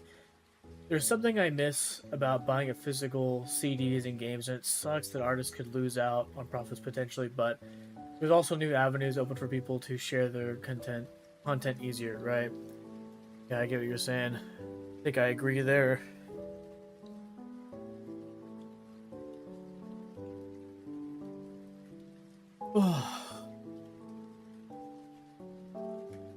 I stepped out for a second out into the rain just to kind of feel it. Sometimes I do silly things like just stepping out of the front porch and kind of like sitting out of the rain for a second. Um, that's what I kind of did. Being here in SoCal, like Los Angeles, I am thankful for the rain because I don't know if y'all heard recently in the past news a few weeks about the fires out here. So there's still a lot of like dirt and ash from all the fires. Probably more so ash, not so much dirt, but ash and stuff from the fires, like on buildings, cars, and pavement, and just been sitting there. So this rain is kind of like a help kind of clean that, wash it all away, and hopefully it'll help put out some of the fire. I don't know where the most current fire is right now. Let's see.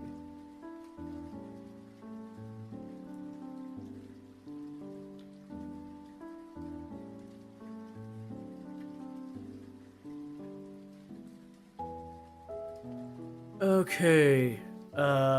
Active fire incidents. Hughes Fire, Eden Fire, and the Palisades Fire is still happening?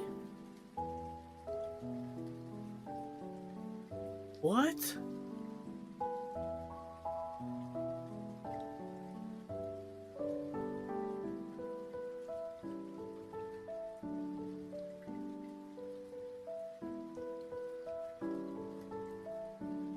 Glad you're getting rain. I feel bad for everyone that lost their homes. Yeah, freaking wild. Wild. Man, this rain needs to move in the direction, bro. What is this? Oh my gosh. From fires to flood watches, winter storm expected to bring rain, snow to return to Southern California, flood watches. Uh, so it's saying there's the Palisades is still going. That's the one from a few weeks ago. Let's see here. Let me show you.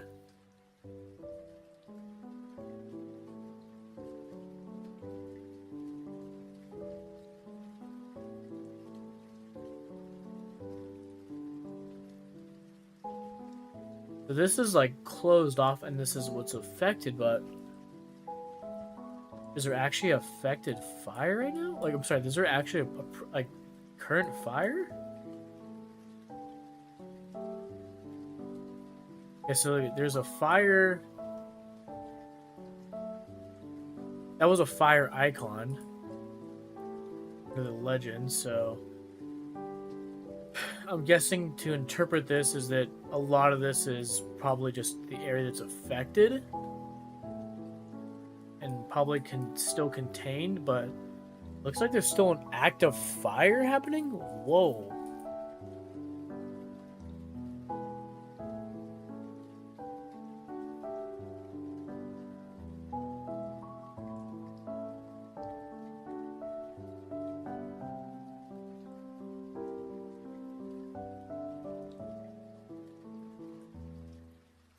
Oh, here we go. Fire.ca.gov/incidents. Palisades fire. That's the big one. I'm sure y'all heard on the news. Happened like, Malibu area. A lot of movie stars, with money kind of thing. That's how you can equate which fire was where. Palisades fire is like over there, like Malibu. 84% containment, so still not 100%. Wow, okay. Eaten fire, 95% containment. Hughes fire, 90% containment.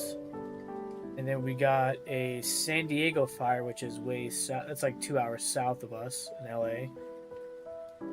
And then a Laguna fire.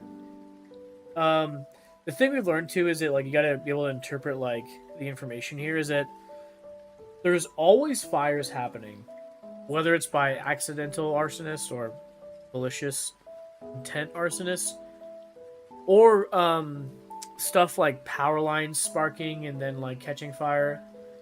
There's always fires like that, but they're usually contained. The Palisades fire just happened to be an issue because of the combination of how dry it was and the wind, which stoked the fire like crazy. Had those other elements not been present, the Palisades fire could have been like any other small fire that wouldn't even make the news. Again, there's a lot of fires that don't make the news and no one talks about because it happens all the time and they're like contained like snap of a finger, you know? Again, Palisades was one of those like there's a lot of things that like a lot of elements the situation that made it as big and destructive as it has been. Now possible flooding is is crazy, yeah.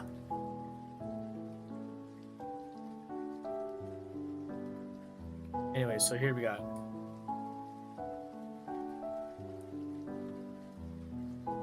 Palisades fire is way more contained. Eaton's over here. Laguna fire. Hughes fire. That's the other big one, right?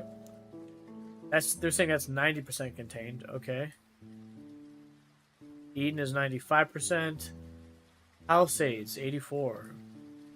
They're saying the border, like down here. Oh yeah, look here. I guess there's a fire here at the border. Couple hours. This is probably 3 hours south. So we're here in. Give an idea. Where am I at? Oh, over here. Just south of the Los Angeles is right there. We are down here. That's like 15, 20 miles? Wait. How far is Florence to Los Angeles? About 20 miles. You can get to downtown LA. If there's no traffic, you can get to downtown LA from Torrance. This is the freeway you would take right here. This freeway goes all the way to the port here. This is where in SoCal and most of the West Coast, this is where a lot of the stuff comes in from overseas. Instead of the 110 freeway, the Harbor Freeway. From Torrance, you could take the Harbor Freeway all the way to Los Angeles and be there in like 15, 20 minutes if you're going like maybe 70, 75 miles an hour if like the freeway's open. So, yeah. It's decent distance, but if you can get on the freeway, then that distance really doesn't mean much. Anyway, so San Diego from LA is about 2 hours one way. And from here to here, this border is probably about almost another hour, right? So maybe 2.5, 3 hours away. But in perspective, where this fire is at, right? Here's the border. Here's Mexico. Here's California. Looks like there's a pretty big fire happening. Whoa, it's hit 6,000 acres. Nice.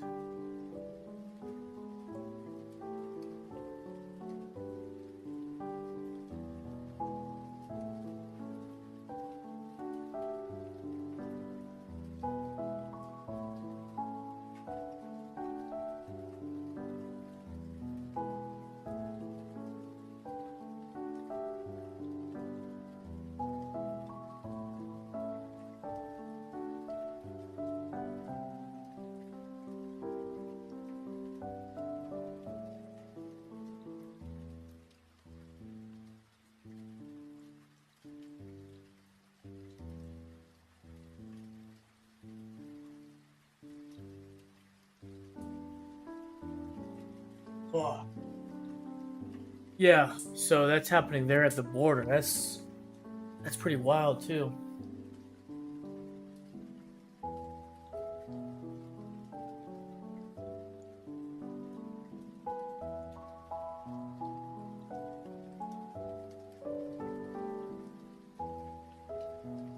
I guess this is the only concerns here in SoCal.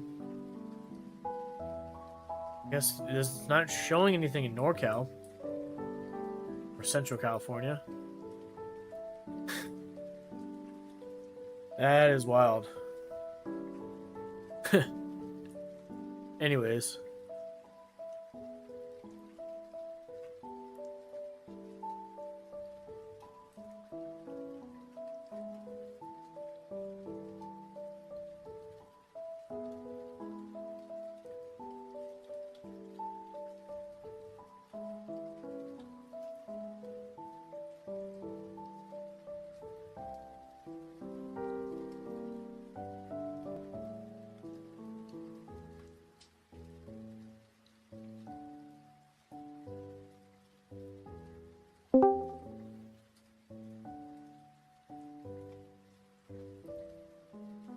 Alright, we're going to transition to play some Call of Duty.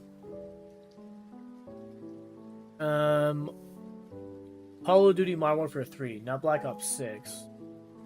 I'm trying to get all the camos, the camouflage for the guns in Modern Warfare 3. A little late to it. Well, not that late. I mean, Modern Warfare 3 came out 2023. This came out 2024. So, but regardless of this year, this being the 2024 Call of Duty, you know, Black Ops 6. If you've been playing COD at all recently, there's always a bunch of Modern Warfare players and Black Ops players. You know, most people play both, no problem, but generally Black Ops crowd and Modern Warfare crowd have been two different people. So even when Black Ops Cold War was out, right? People were still playing Modern Warfare 2019. And yeah, so obviously it's like a lot of those games like this, you have people playing both at the same time. I generally like them. Like, I like all the Call of Duties. I think they're all fun. But I'm generally a mostly like normal COD Modern Warfare player. Like when Cold War came out, I played through the campaign, played some multiplayer, but after that I kind of just went back to playing Modern Warfare 2019. But anyways, yeah, both the Modern Warfare 3 servers and the Black Ops servers have a lot of people in them right now.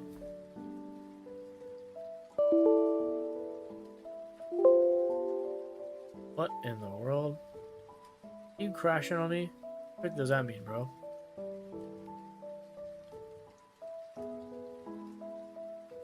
And speaking of Game Pass, that is actually how I am playing Modern Warfare 3.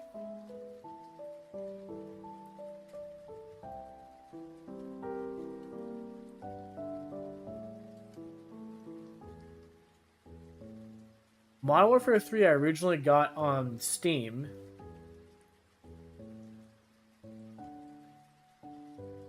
And Black Ops 6 is the first Call of Duty to be on the Game Pass. So I actually did not buy Black Ops 6 this year. I actually just been playing it through Game Pass. But going back to Modern Warfare 3, I got it on Steam, but I uninstalled it on Steam and then just installed it through the Xbox Game Pass app because I want the achievements, which you can get. Which, for those who don't know, there is sometimes dual achievements you can get with Game Pass. So sometimes they separate. So if the game is a Play Anywhere title, like Halo, it doesn't have separate achievements. If you're like, for example, if I like started playing it in the living room, shut down the console, or just like went to the homepage, I could pick up where I'm at from my computer on the PC with Game Pass. Halo, Halo. Let's say Halo Infinite. I actually did do that from time to time. I was like playing on the couch on the console, and then like stopped playing, and then came back to playing. But I wanted to play it like at the computer with the mouse and keyboard instead. And so I just left off where I was, and those Play Anywhere titles, they share the same achievements, so you can't get console and PC achievements. Now, example of separate achievements would actually be Skyrim. There's actually a console Skyrim and a PC Skyrim within the Xbox Game Pass, so you can actually get PC Xbox achievements and then console Xbox achievements, and those can be obviously you can up your gamer score just by getting both. Yo, what the frick is going on? Why is it crashing?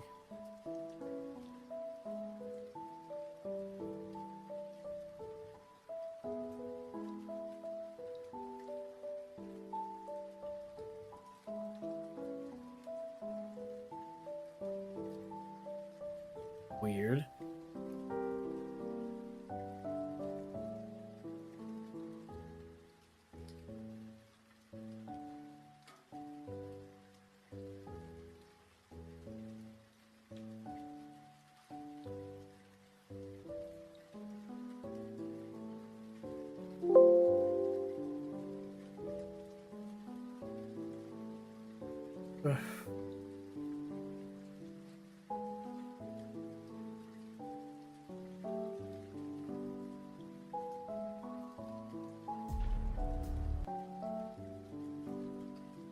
Oh man, I hope it doesn't crash again. Me trying to boot up Modern Warfare 3.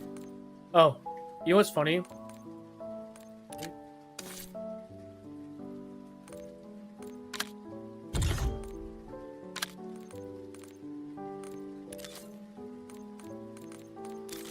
Wait, what?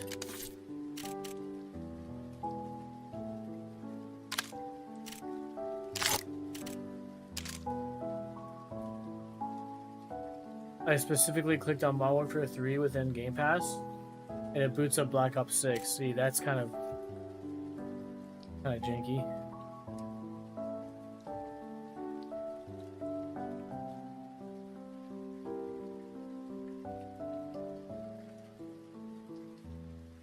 But the most annoying thing right now, I think a lot of people share with Call of Duty, how annoying it is. You can't boot up individual Call of Duty games separately. You have to boot up to the Call of Duty HQ, and from there you select which Call of Duty you want. Now it seems though that it prioritizes Black Ops 6 as the main landing location. But if you want to play any of your older Call of Duty titles, you have to go through the HQ and then boot up from the HQ. You can't just boot up straight into the game, which is extremely annoying.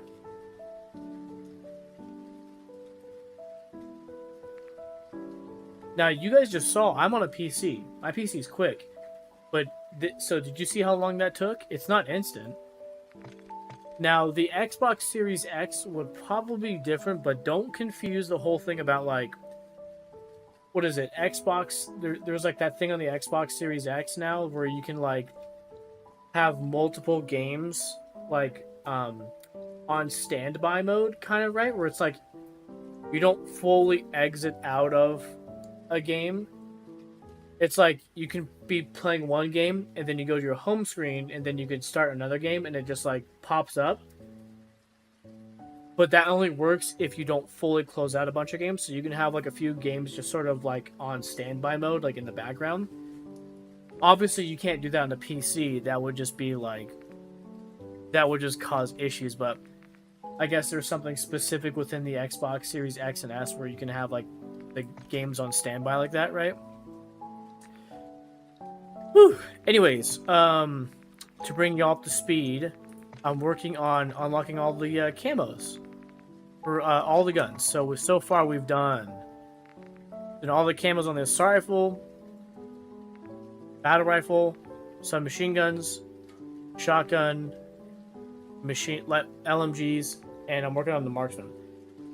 What I mean by all is all of the sort of like the first phase, right? So I'm pretty much have gotten everything before marksman rifle. I've gotten up to forge. After forge for priceless and interstellar, I've got to get like a bunch of different.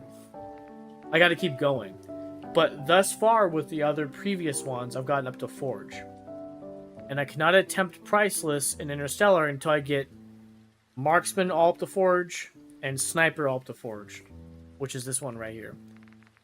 So again, we're currently in marksman rifle. I'm like on the second gun within the marksman rifle like department. I got the first camo for this gun viral, which was just get 50 kills. To get the pallet garden, which is the next camo working on, I need to get 50 headshot kills, which a headshot kill is obviously it's a lot harder because you have to aim for the head. When things are flying fast, sometimes it's like all you can really do is just sort of aim at like center mass. So getting headshots is kind of hard, so we'll see. Anyways, let's go ahead and load into a game and start chipping away at our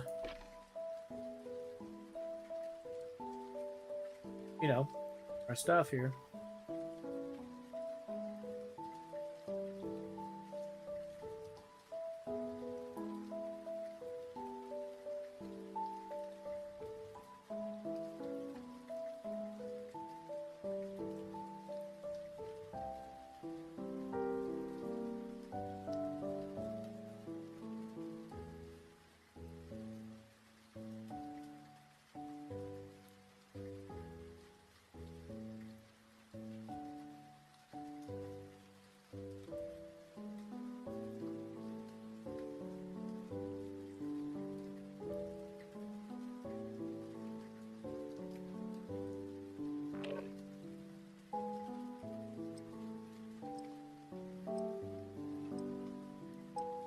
Alright.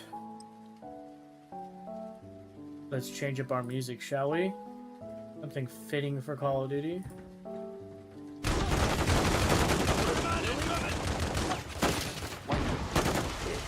It's a nice day. Hey, get back! Enemy KIA.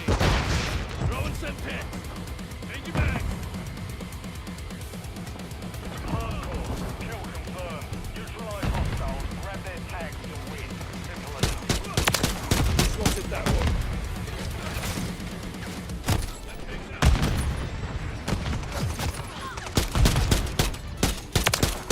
UAV online.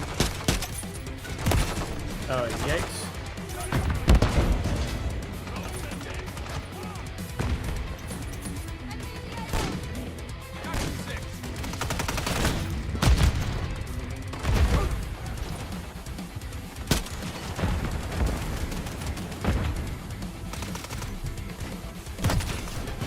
Oh, they spawned behind.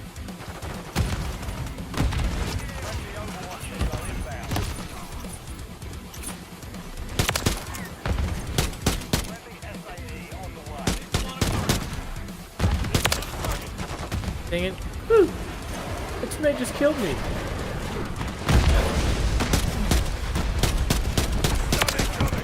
Off you go.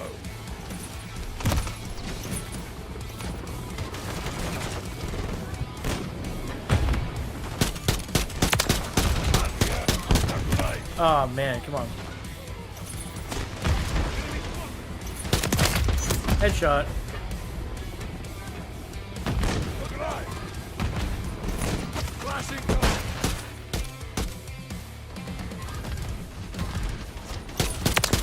Shoot it down.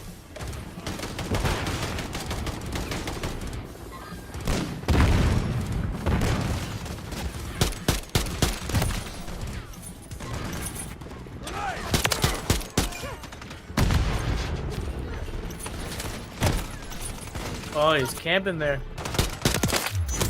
Confirmed.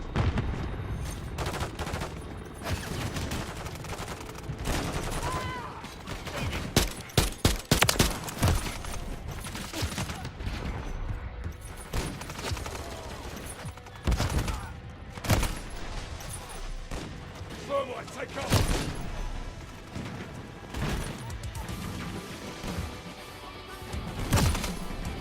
Whoa, they spawned right on me. Wild. Let's start this down. Right.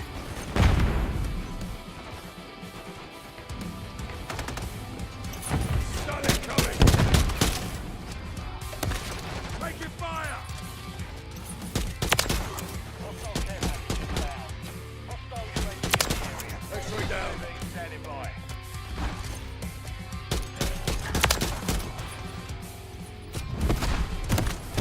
Dude, you know what? I'm gonna switch to UAV online. Friendly SAE. different optic. The enemy holds the lead. Clock ticking. Enemy UAV active. See, let me see if I can be a little more precise with this one. Friendly UAV on station. Friendly UAV online. Kill confirmed. Watch out!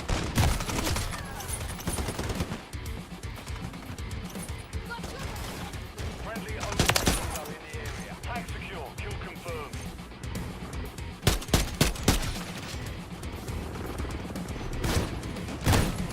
Whoa, what in the world?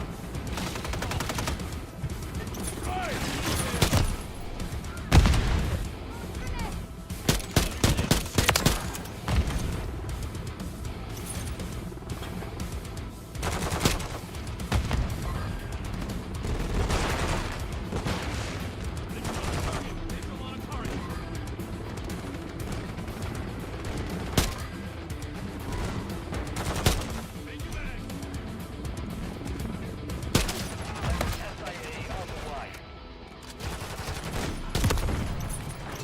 Dang it, dude. Have you played the COD Squid Games? No, but I saw that. I saw some people getting trolled on the COD Squid Games on TikTok We've lost the lead. using like the console mics against people because they have like their audio like routed through their TV. We've taken the lead. Hostile care package deployed.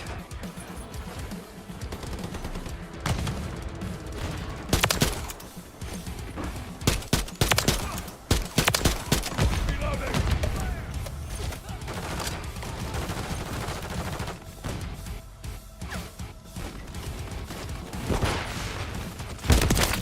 Headshot. Rux, have you played it? The Squid Games on COD? We've lost the lead. Oh man, I want a headshot. Hostile Nothing more, nothing less. Come on, just trying to get the camo, bro. I'm taking fire. the lead. Stay with it.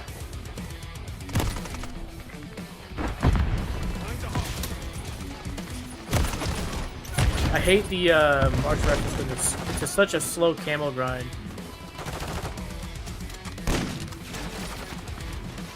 The enemy's taken the lead.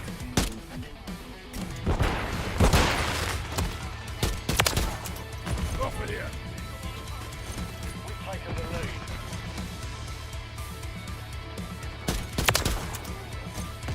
Loading.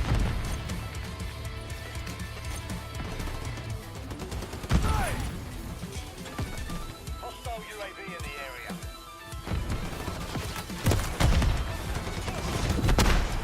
No, I got too locked in on Hunt Showdown, so all my time goes to that. Nice. Yeah, I did terrible this round. Also, I'm just doing terrible with this marksman rifle. I hate this camo grind.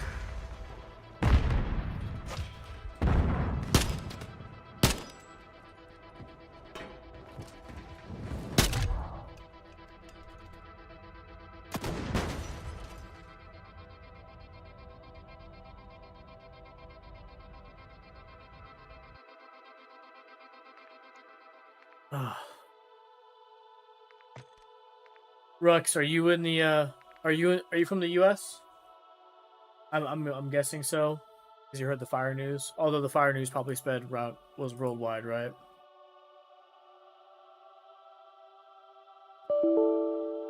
Oh man, are you serious? Another freaking crash? Come on.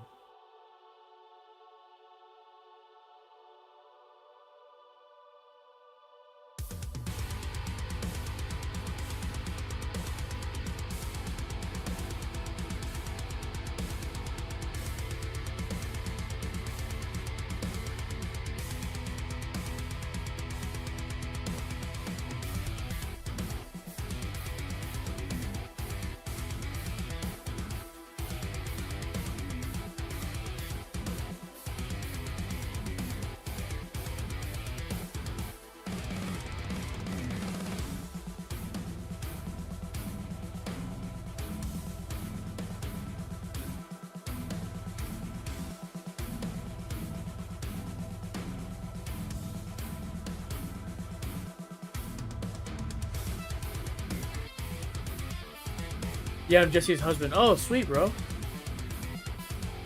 I had no idea. Cause yeah, you guys are just north of us then.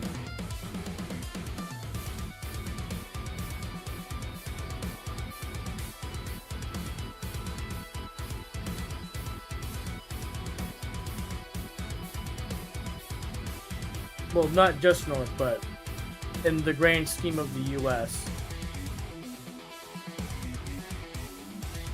Yo, see what's going on? Hold on. Let me just restart the PC real quick.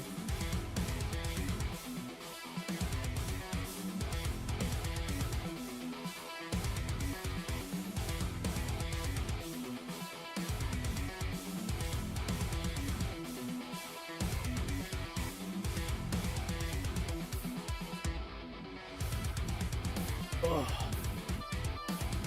Well, it's nice to meet you, man. Sorry, I'm gonna try restarting the PC. I don't know if that crash is due to just Call of Duty servers or my PC, so sometimes just doing a restart helps things.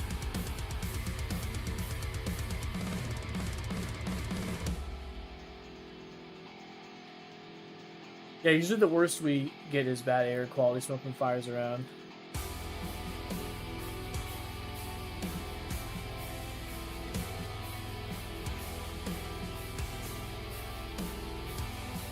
Check. That one. Can I hear myself?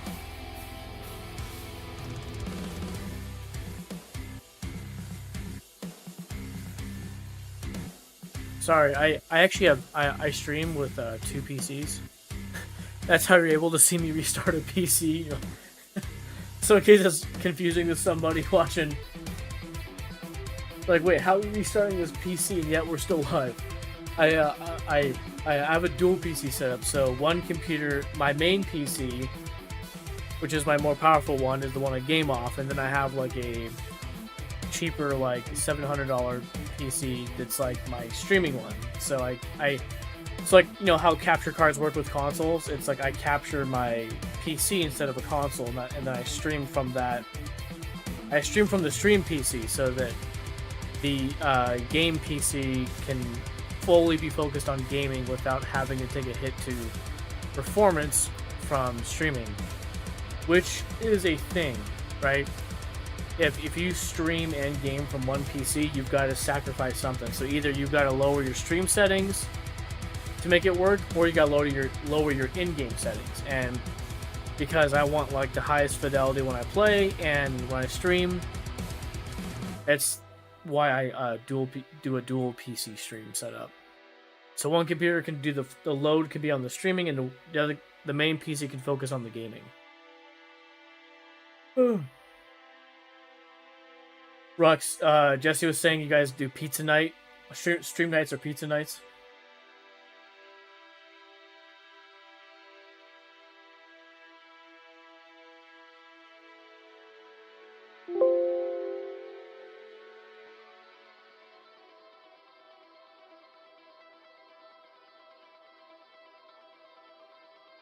Yep, I know Jesse runs into that it's kind of limited on what game she can play, but the capture card helps. Yes, yeah, capturing console is like if you just do it's if you just capture console, then it's like you could stream at like a higher quality because like all your PC has to worry about is just the streaming part.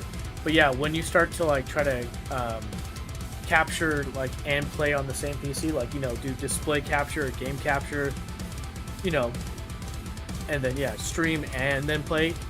It's like when you do, it's like if you stream and game from the same PC, it's like running 2 games at once. You know, streaming loads down the software, hardware, whatever. You know, I used to single stream PC. I actually first started when on my laptop. It's all possible. You can make it all work. Like, you don't have to stream at 1080p 60. You know, you could stream as like low as 720 30 or even 540p 60. You can actually, yeah, you can.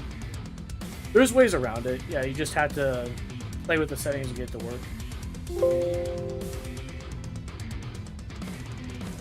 Yeah, Saturday pizza night. Nice. Do you guys do like, do you guys do Domino's, Pizza Hut, Papa John's, or do you guys have like a local place?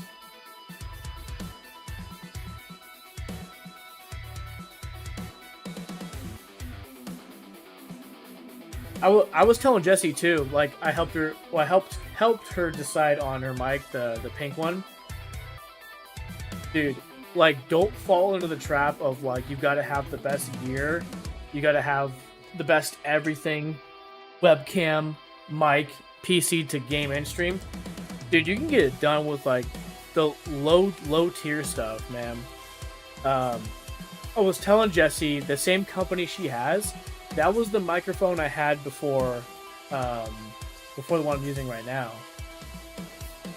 Same company. So this one's NZXT. This one right here. And before it, I was using the Fafine one. You know, it's like they're like what cheap Chinese brand, whatever it is, off Amazon. But it's amazing. Like, to be honest, if I put both my Fafine mic and this NZXT mic side by side to sound comparison, you might not be able to tell the difference. Like, it's actually so, like, I'm so taken back how good like a cheap. At the time, my Fafine mic was like only $20. I got it like in 2017, 2018. So, of course, with inflation, the one she wanted was like closer to like $30 or so. But yeah, I mean, dude, it sounded fine. But that's the point I'm trying to make, is that, like, dude, you can get away with all this like cheap gear and sound just fine. Matter of fact, you know what I use for my cameras? I don't even have like, so like this camera right here and this camera right here, they're my old iPhones. I don't have like expensive webcams. They're actually my old iPhones. You can buy apps like, and there's a few different companies, but you could do like a lifetime purchase. Well, get this. So there's apps you can use your old Android or your own iPhone as like as cameras, right? Because, you know, the camera on phones. Get this. The camera on phones are actually better than high-end webcams. So if you're actually to look at a lot of this footage, this is my old iPhone 10. This would actually look better than like a 4K like nice Elgato or like Logitech webcam, because this is using the camera lens. Now this is only at 1080p 60. You know, like iPhone and Android, this era, like this. So this is from like 2018. This iPhone 10. This could do 4K 60. But like, you don't need 4K 60 to stream, because 1080p is fine for live stuff. But yeah, the cameras on phones are way better. Actually, what's funny is that this is the cheaper route, but this is also the last stage before if you were going to buy a nice DSLR camera and use that as a webcam. Like, you know, like the high-end streamers like Dr. Disrespect and Ninja, they have full-on DSLR cameras with like a capture card. You know, like full-on like $6,000 cameras. That's what they use as their camera. The phone cameras are actually the step right before that.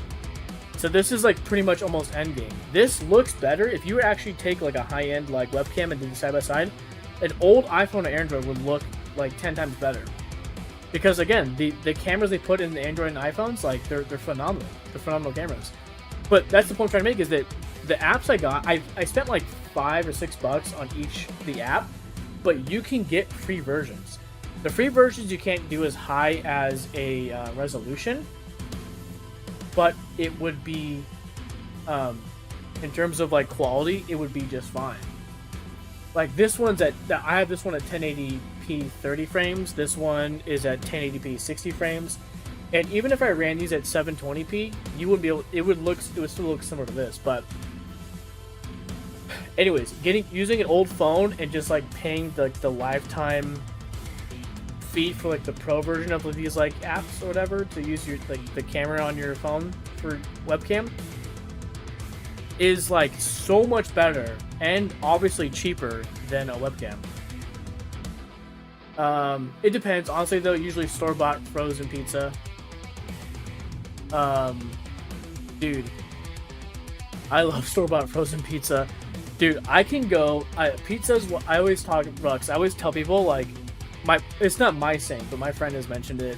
It's probably not his saying either. But people were like, he would say, pizza is a lot like sex, right? It's when it's good, it's good, and when it's bad, well, it's still sort of good. Right? Pizza is, comparison to sex. Yeah, dude, I can code switch from Tony's $3 pizza that you would get like at the Dollar Tree or something, or local Italian, New York style, or some bougie thing, Like I love everything from cheap frozen pizza to like mid-grade frozen pizza, like DiGiorno, whatever, Red Baron. I love Domino's, Pizza Hut. I can do it all, bro. I love pizza.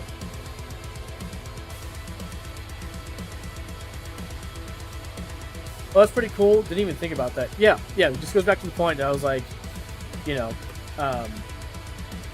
like when people need like help, like setting up the stream or like any gear you recommend, it's like, dude, I recommend the budget because again, the budget, you'll be fine.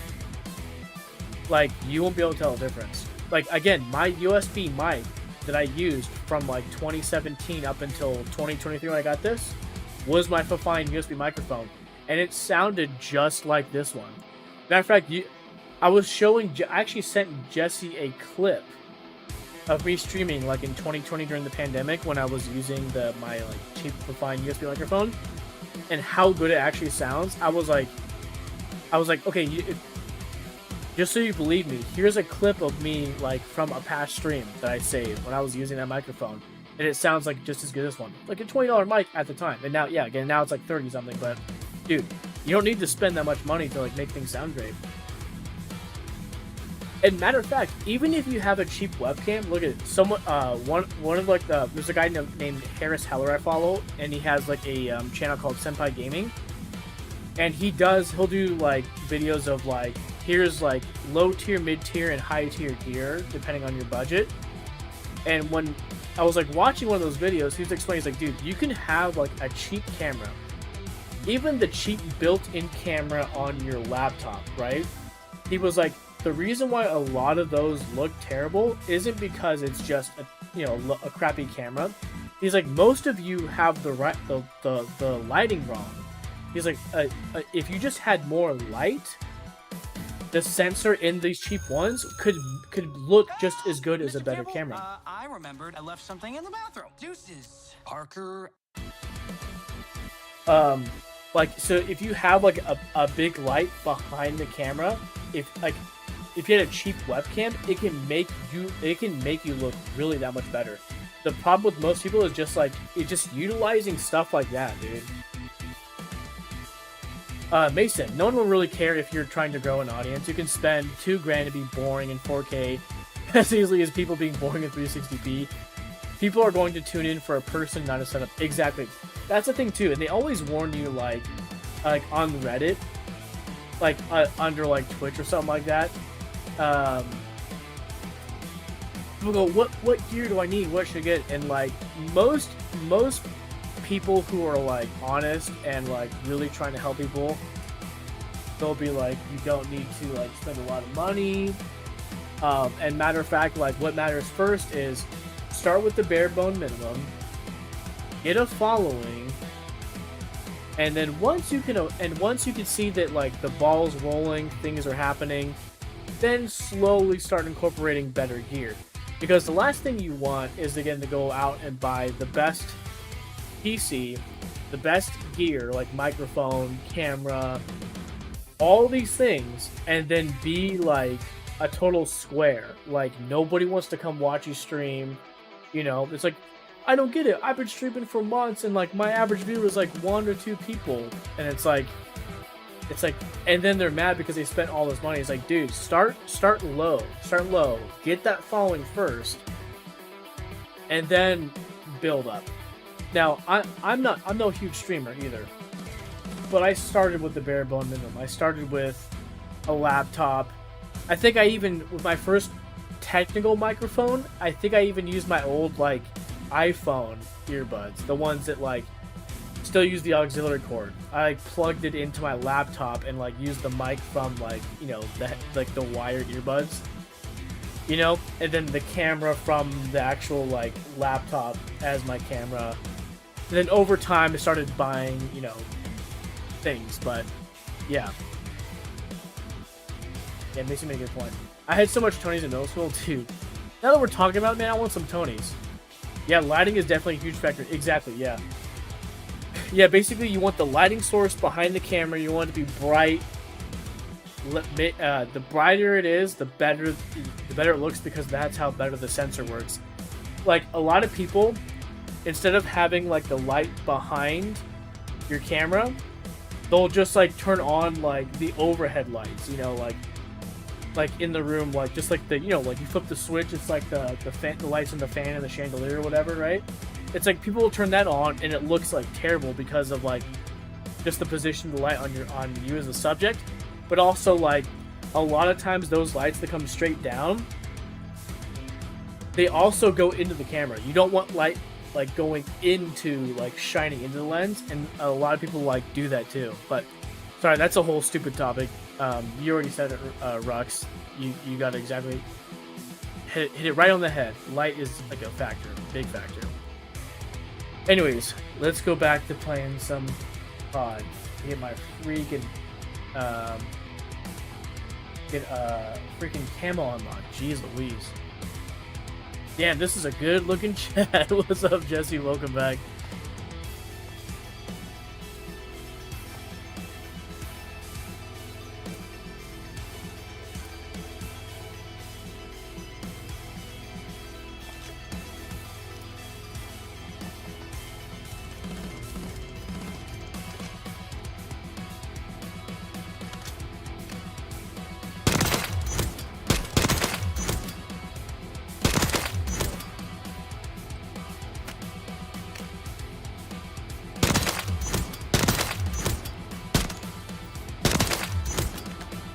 Yeah, freaking, bro, like, we're talking about pizza, man. Now I want some pizza.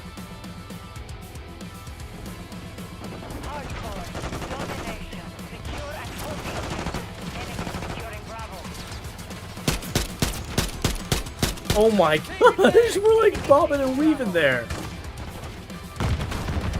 It's because it's so slow. Oh my gosh. I hate the marksman rifle, bro. I hate this camo challenge because of like the rate of fire. It's like people can like bob and weave in between each shot. It's like AR, SMG, and LMG was like the camos I was getting like instantly. What's my favorite pizza? Actually, it's actually Shakey's. If you can believe that. You guys have a Shakey's up near you?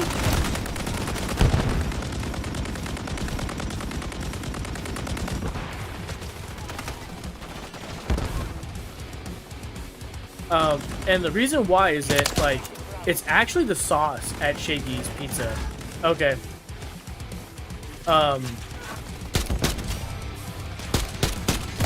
Yeah, one of the key things in Shakey's Pizza, the sauce. is like red wine. They're like a chain. They're actually an old chain from like the 50s and 60s. I forget exactly. Oh my gosh.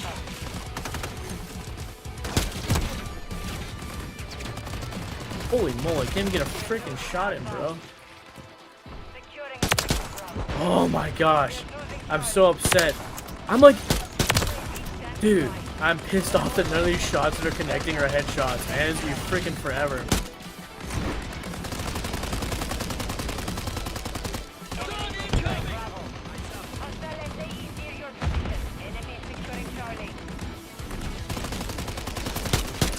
Oh my gosh. Dude, get away from me, people. Stop stacking up near me, man. It's like, don't stack up on me, bro. Oh, headshot. Oh my god. Oh, out of ammo. We do, but my cousin used to talk about that place where she lived in Colorado, and that's like yelling it back. Dude. Yeah, it's been around for a long time. Yeah, it was like, yeah, one of the first bigger like chain pizza places that like offered like sit down style restaurant. Like, they're not amazing, but I like them a lot. It's like actually my favorite place.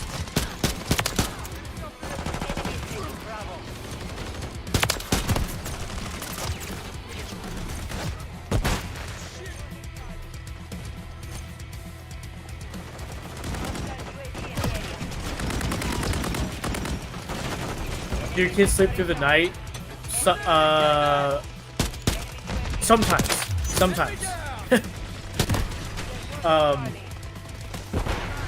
Sometimes, like, they'll both sleep. Sometimes it's like one girl and not the other will wake up in the middle of the night crying. And sometimes it's the other girl. And so what happens is that, like, when they, like, wake up crying and can't get back to sleep, then they like come into bed, you know, that whole routine. But yes, there's perfect nights where both of them will sleep through the whole night, or it'll be like one or the other.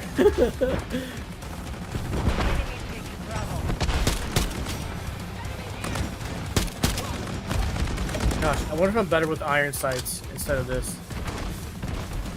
Like, I feel like the precision shots could be better with this. Or you would think I'd, like, be able to place them better at the head, but it seems just about as effective as iron sights. And the thing with the optic is it's actually slowing me down a little bit. Loading the mag. Thanks. I can't imagine juggling too. I know, it's wild. Oh, headshot. It's like when they start crying. Me and Allie will look at each other like, wait, which one? Like, which girl is that this time?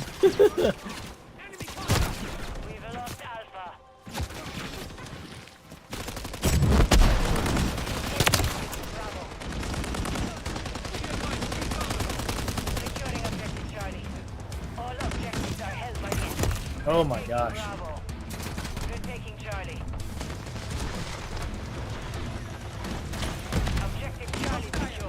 Oh shoot, just threw that. And my teammate.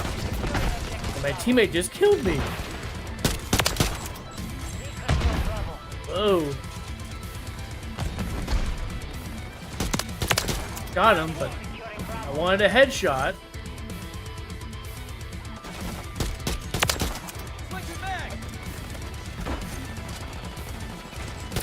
Oh, that was should have been a headshot, bro.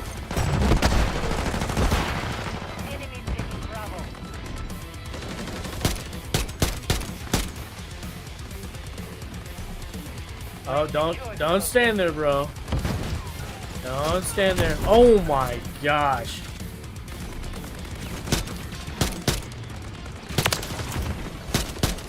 Wait, how many freaking are you, man?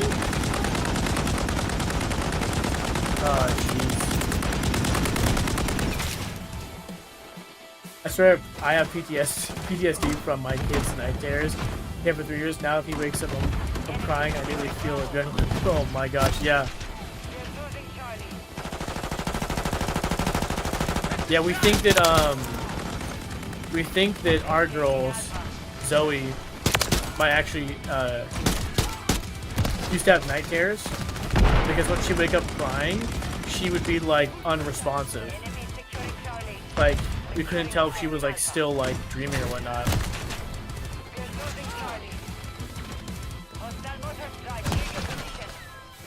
Like almost like she was unaware of her like surroundings.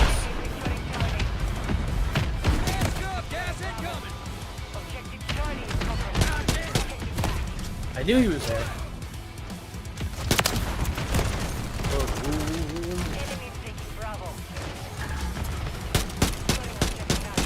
Oh, okay. I'll take that. Jeez, 50 headshots, man. Holy moly.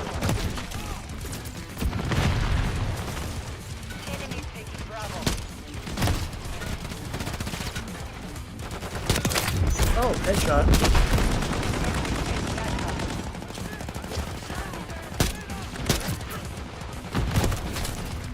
This level is a little chaotic, but that's the point of this level, is because if you play a big level, you'll never like see someone else. You'll just be running around the whole time looking for somebody. Oh my gosh!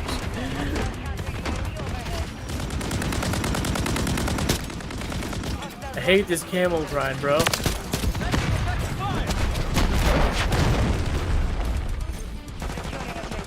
Frick it, bro.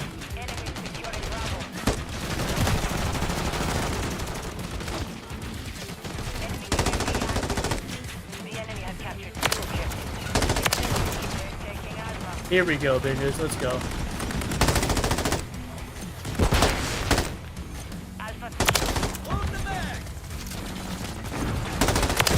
Woo! Let's go.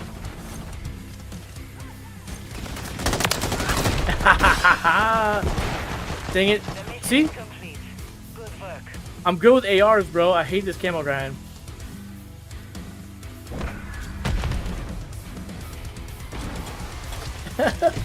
John in chat room. Is that C4? Is that C4? That's the night terror. It's a state of like sleepwalking. They aren't actually awake even if their eyes are open and they are talking. Right. Did I tell you stay in the car? Bro, is that C4? No problem. Just what's up, John?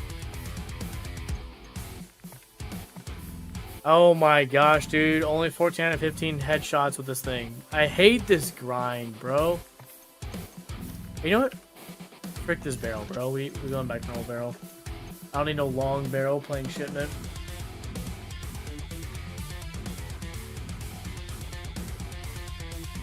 John, what are you up to right now, bro? You at home?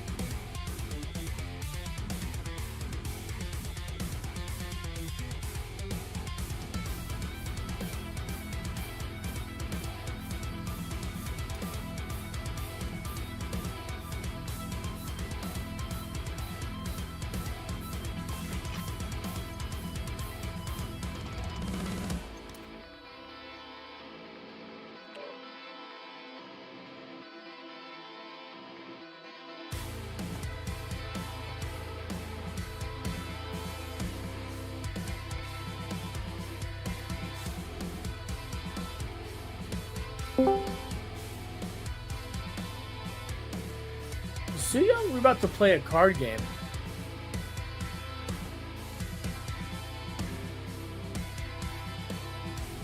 What? What? Yo, yo, yo.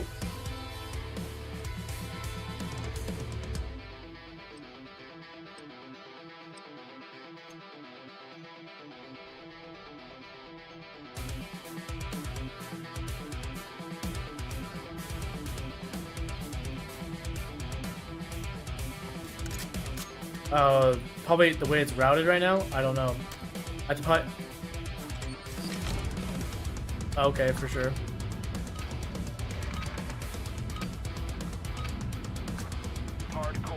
hard. Okay, what car game? Secure the target area.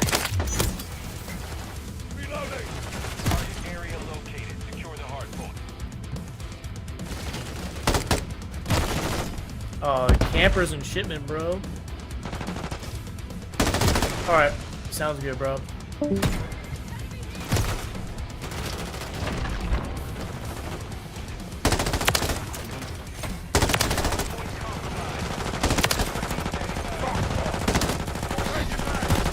Dang, dude. What's going on? Hold on.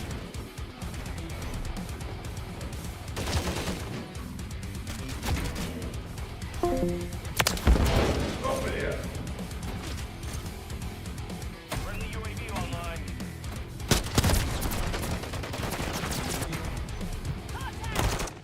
Oh my gosh, bro. Perimeter.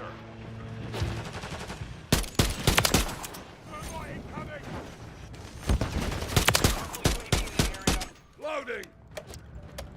Confirming next hard point. Stand by.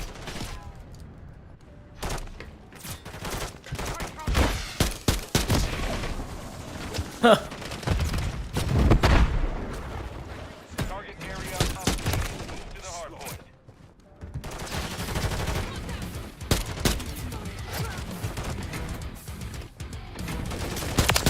Drop them. Enemy overwatch people inbound. Off you go.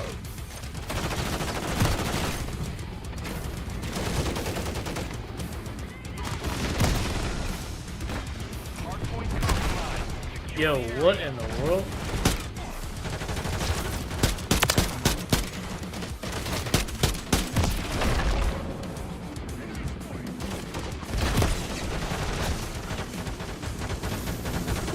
Enemy has a full mark. Hard point relocated. Stand by. Shooter down. Enemy trophy destroyed. I'm a hat for the night, but had fun. Appreciate the info on your setup. Dude, thanks for stopping by, man. The target area. Appreciate you hanging out.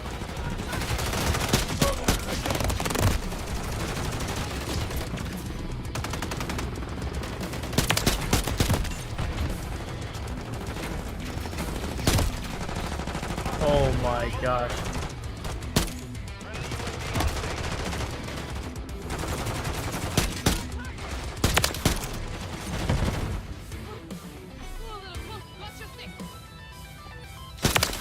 X-ray down. Oh my gosh.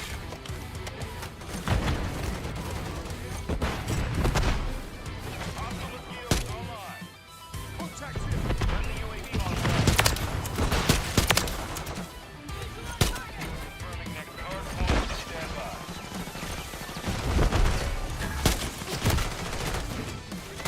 See, I got him. Incoming. Taking effective fire. Target area updated. Move to the hard point.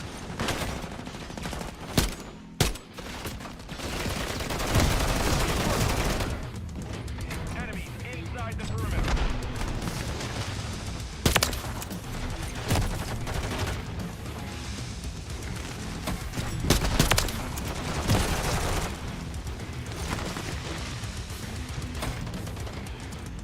Enemy UAV active. Enemy spotted. Spotted that one.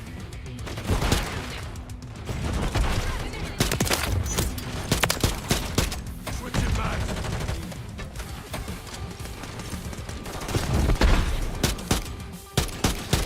Oh, headshot. Come on. Hard point relocated. That fucking hurt. Changing mag.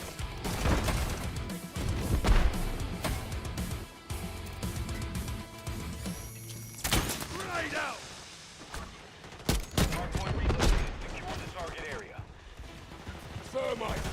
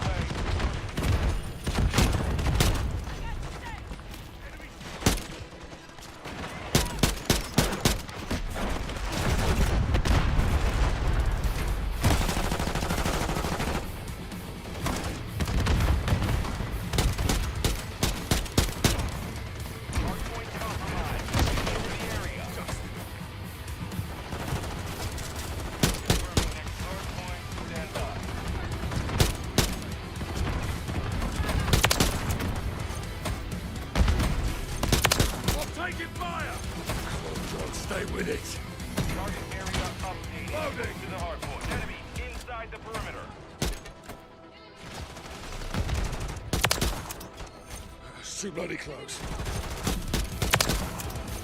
Drop them! Standing by. Watch your fire!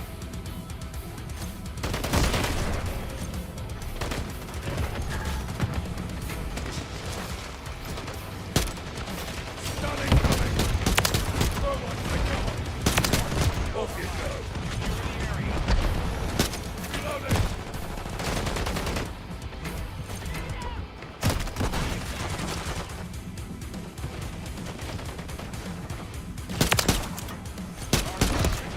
Stand by.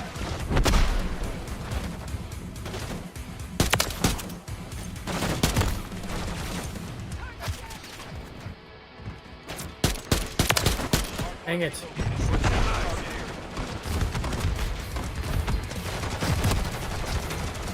Hostiles deployed a mosquito. And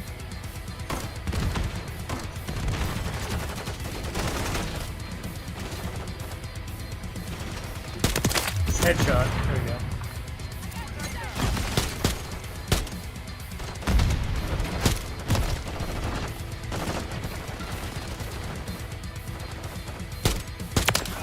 Enemy target destroyed! Changing mag! Oh my gosh, bro. Look to your left.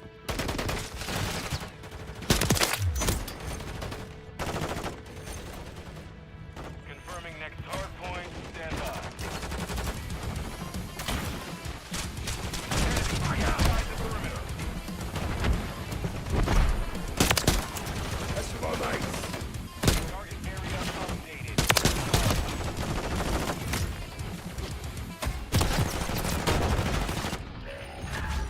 Out of puppet like you fuckers! Hostiles launched a cruise missile.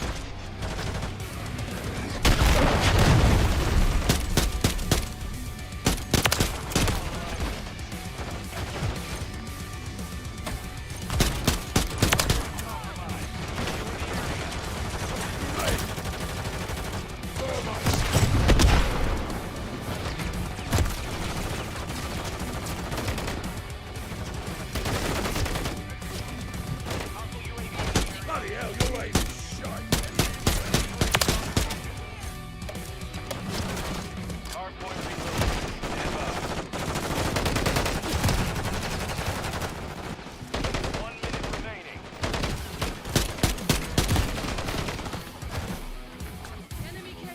Check your bloody fire! For the target area. Changing mag!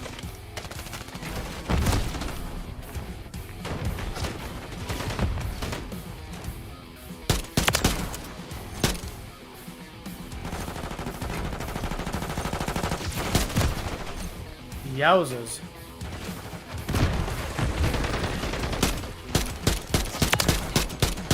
Loading! 30 seconds remain.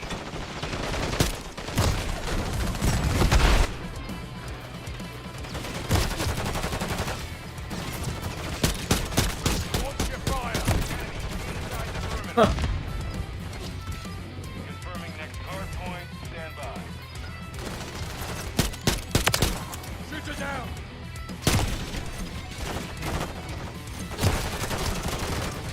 10 seconds remaining. Bloody hell, your aim Target is area shite! updated. Move to the hard point.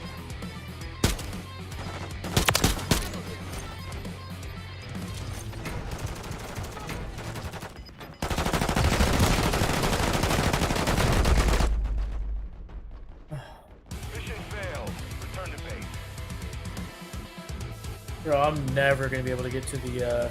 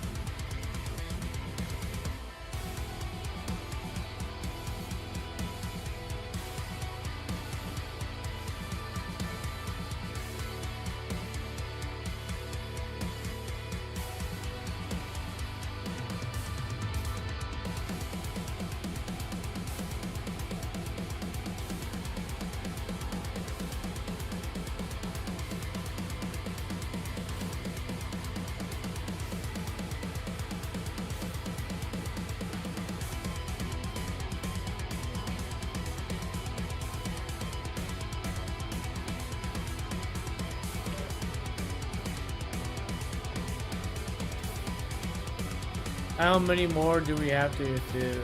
Oh my gosh, we're not even halfway there, man.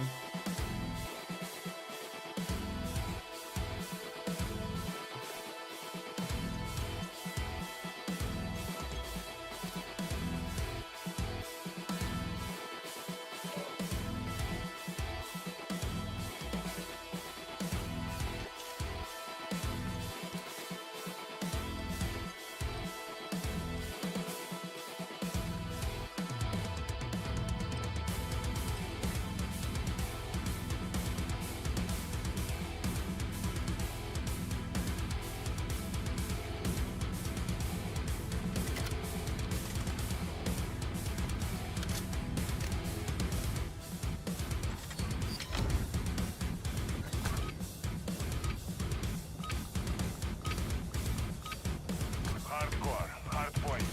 Secure the target area. Target area located. Is that how we're playing, folks? Hardpoint.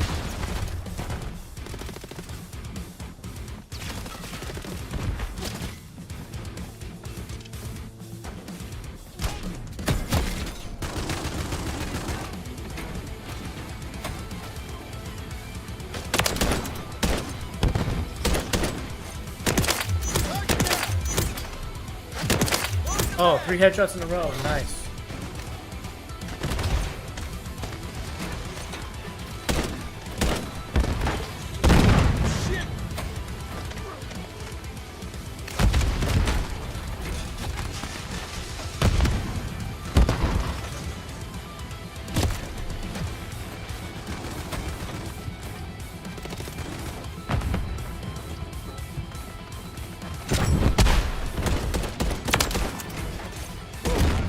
Oh my gosh.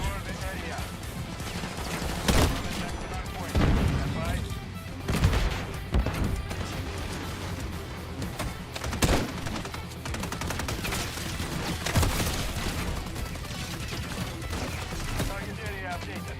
Move to the hardpoint.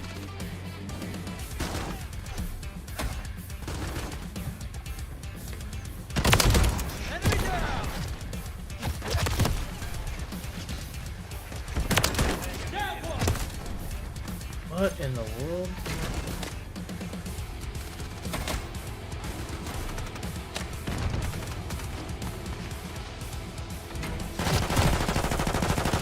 Friendly UAV online.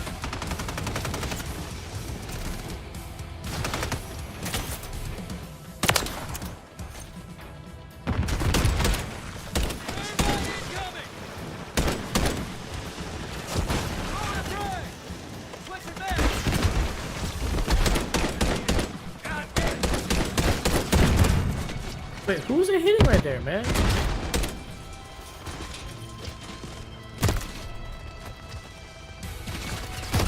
Hardpoint relocated. Secure the target area.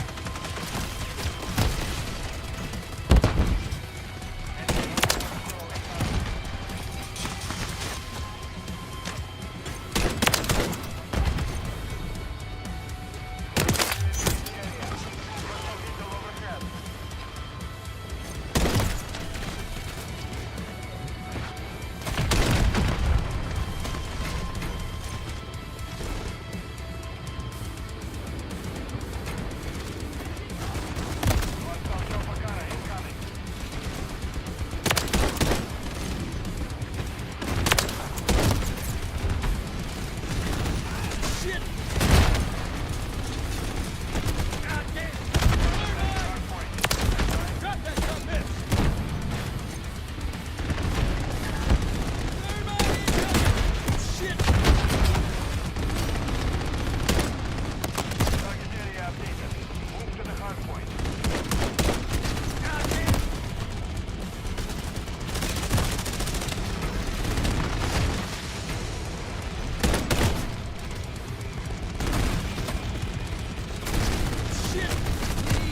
Medical!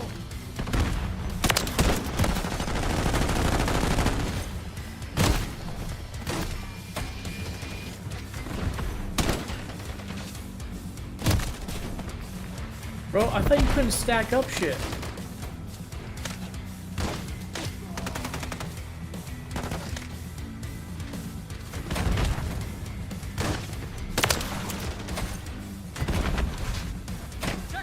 like helicopters and stuff like that. I thought you actually couldn't stack it up. Why do you think some jeans with holes in them? Aren't they supplementary? Mom! That hoodie is giving. You should get it. You'll Hardpoint relocated. Secure the target area. Take your time and half over. Maintain the lead.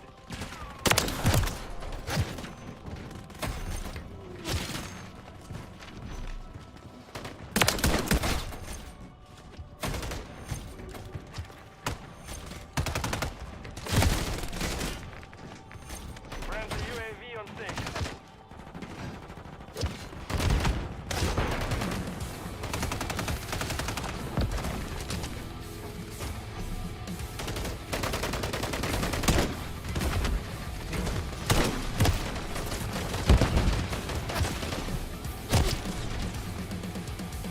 Enemies inside the perimeter. Stand by.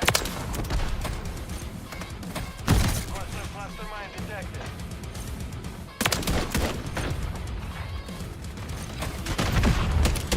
Target area updated. Move to the hard point. Precision airstrike inbound. Secure the area. Friendly mortar strike is underway.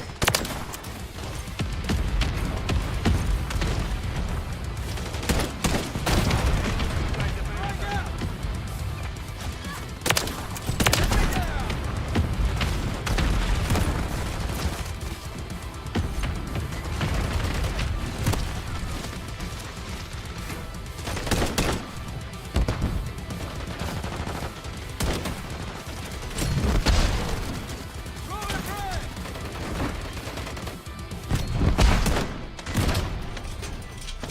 Friendly UAV online. Hardpoint relocated. Stand by.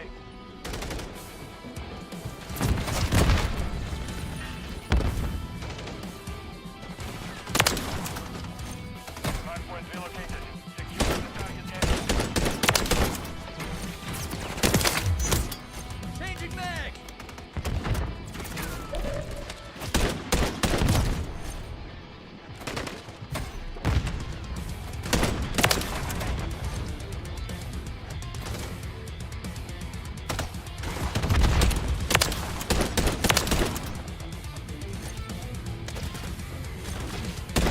Switching mag!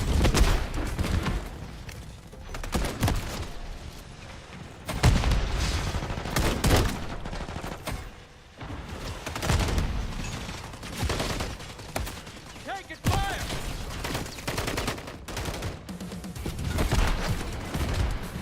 Next hardpoint. Stand Target down! There we go. by. 30 seconds Load the remain. mag! Target area updated. Move to the friendly Gun incoming! God damn! Come on, stay with it! Flashbang!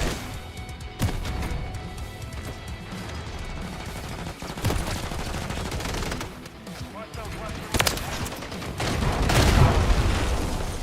10 seconds remaining.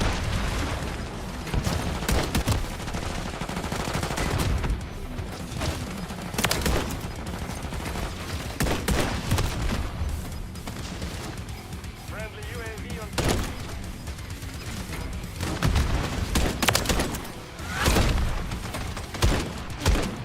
The mission is completed. Good work. Jeez Louise, bro.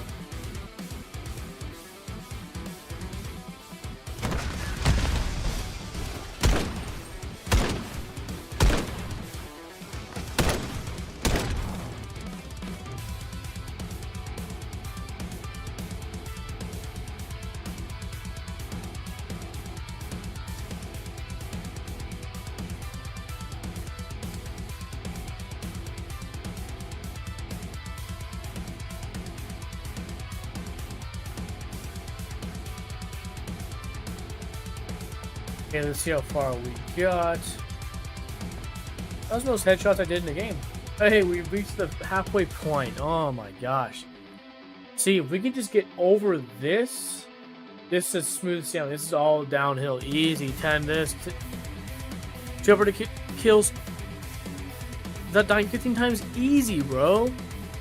Get 10 operating kills while using a laser integrated scope. Get 25 operator one shot kill. It's easy. The 50 headshots is like that is uncalled for. To be asking for that, bro.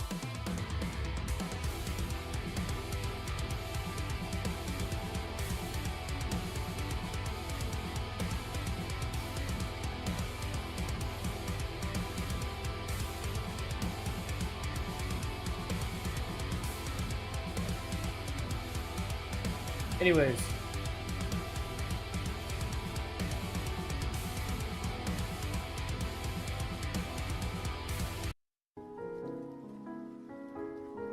Let's wind it down for the night, shall we? Well, everyone, yeah, we're gonna start winding down. We've been streaming for 3 hours and 34 minutes, man. Wow.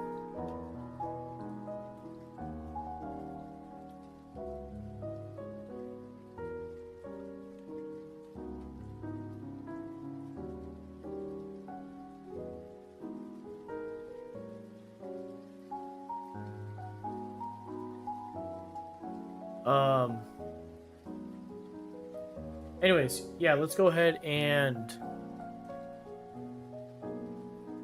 shut it down for the night.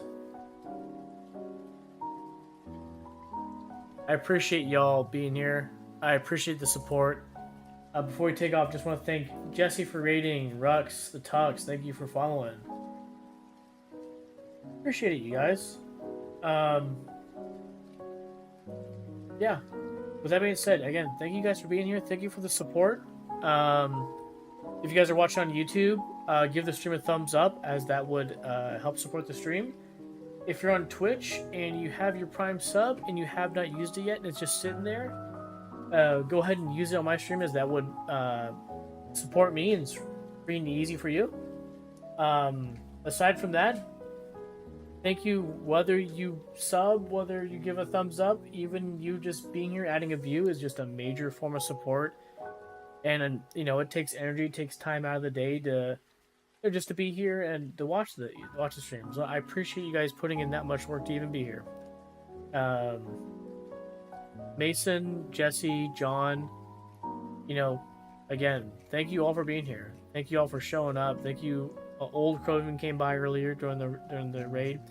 But yeah, again, I don't know how else. I don't know what else to say other than just I really do appreciate you guys being here. I really appreciate you hanging out. I appreciate you guys have been supporting me for years. It makes me happy. Anyways, enjoy the rest of your Saturday night. Maybe we'll be back tomorrow. We'll see. But yeah, we got to knock out some more Mario stuff. Got to chip away at our camo grind. Got some stuff today done on stream.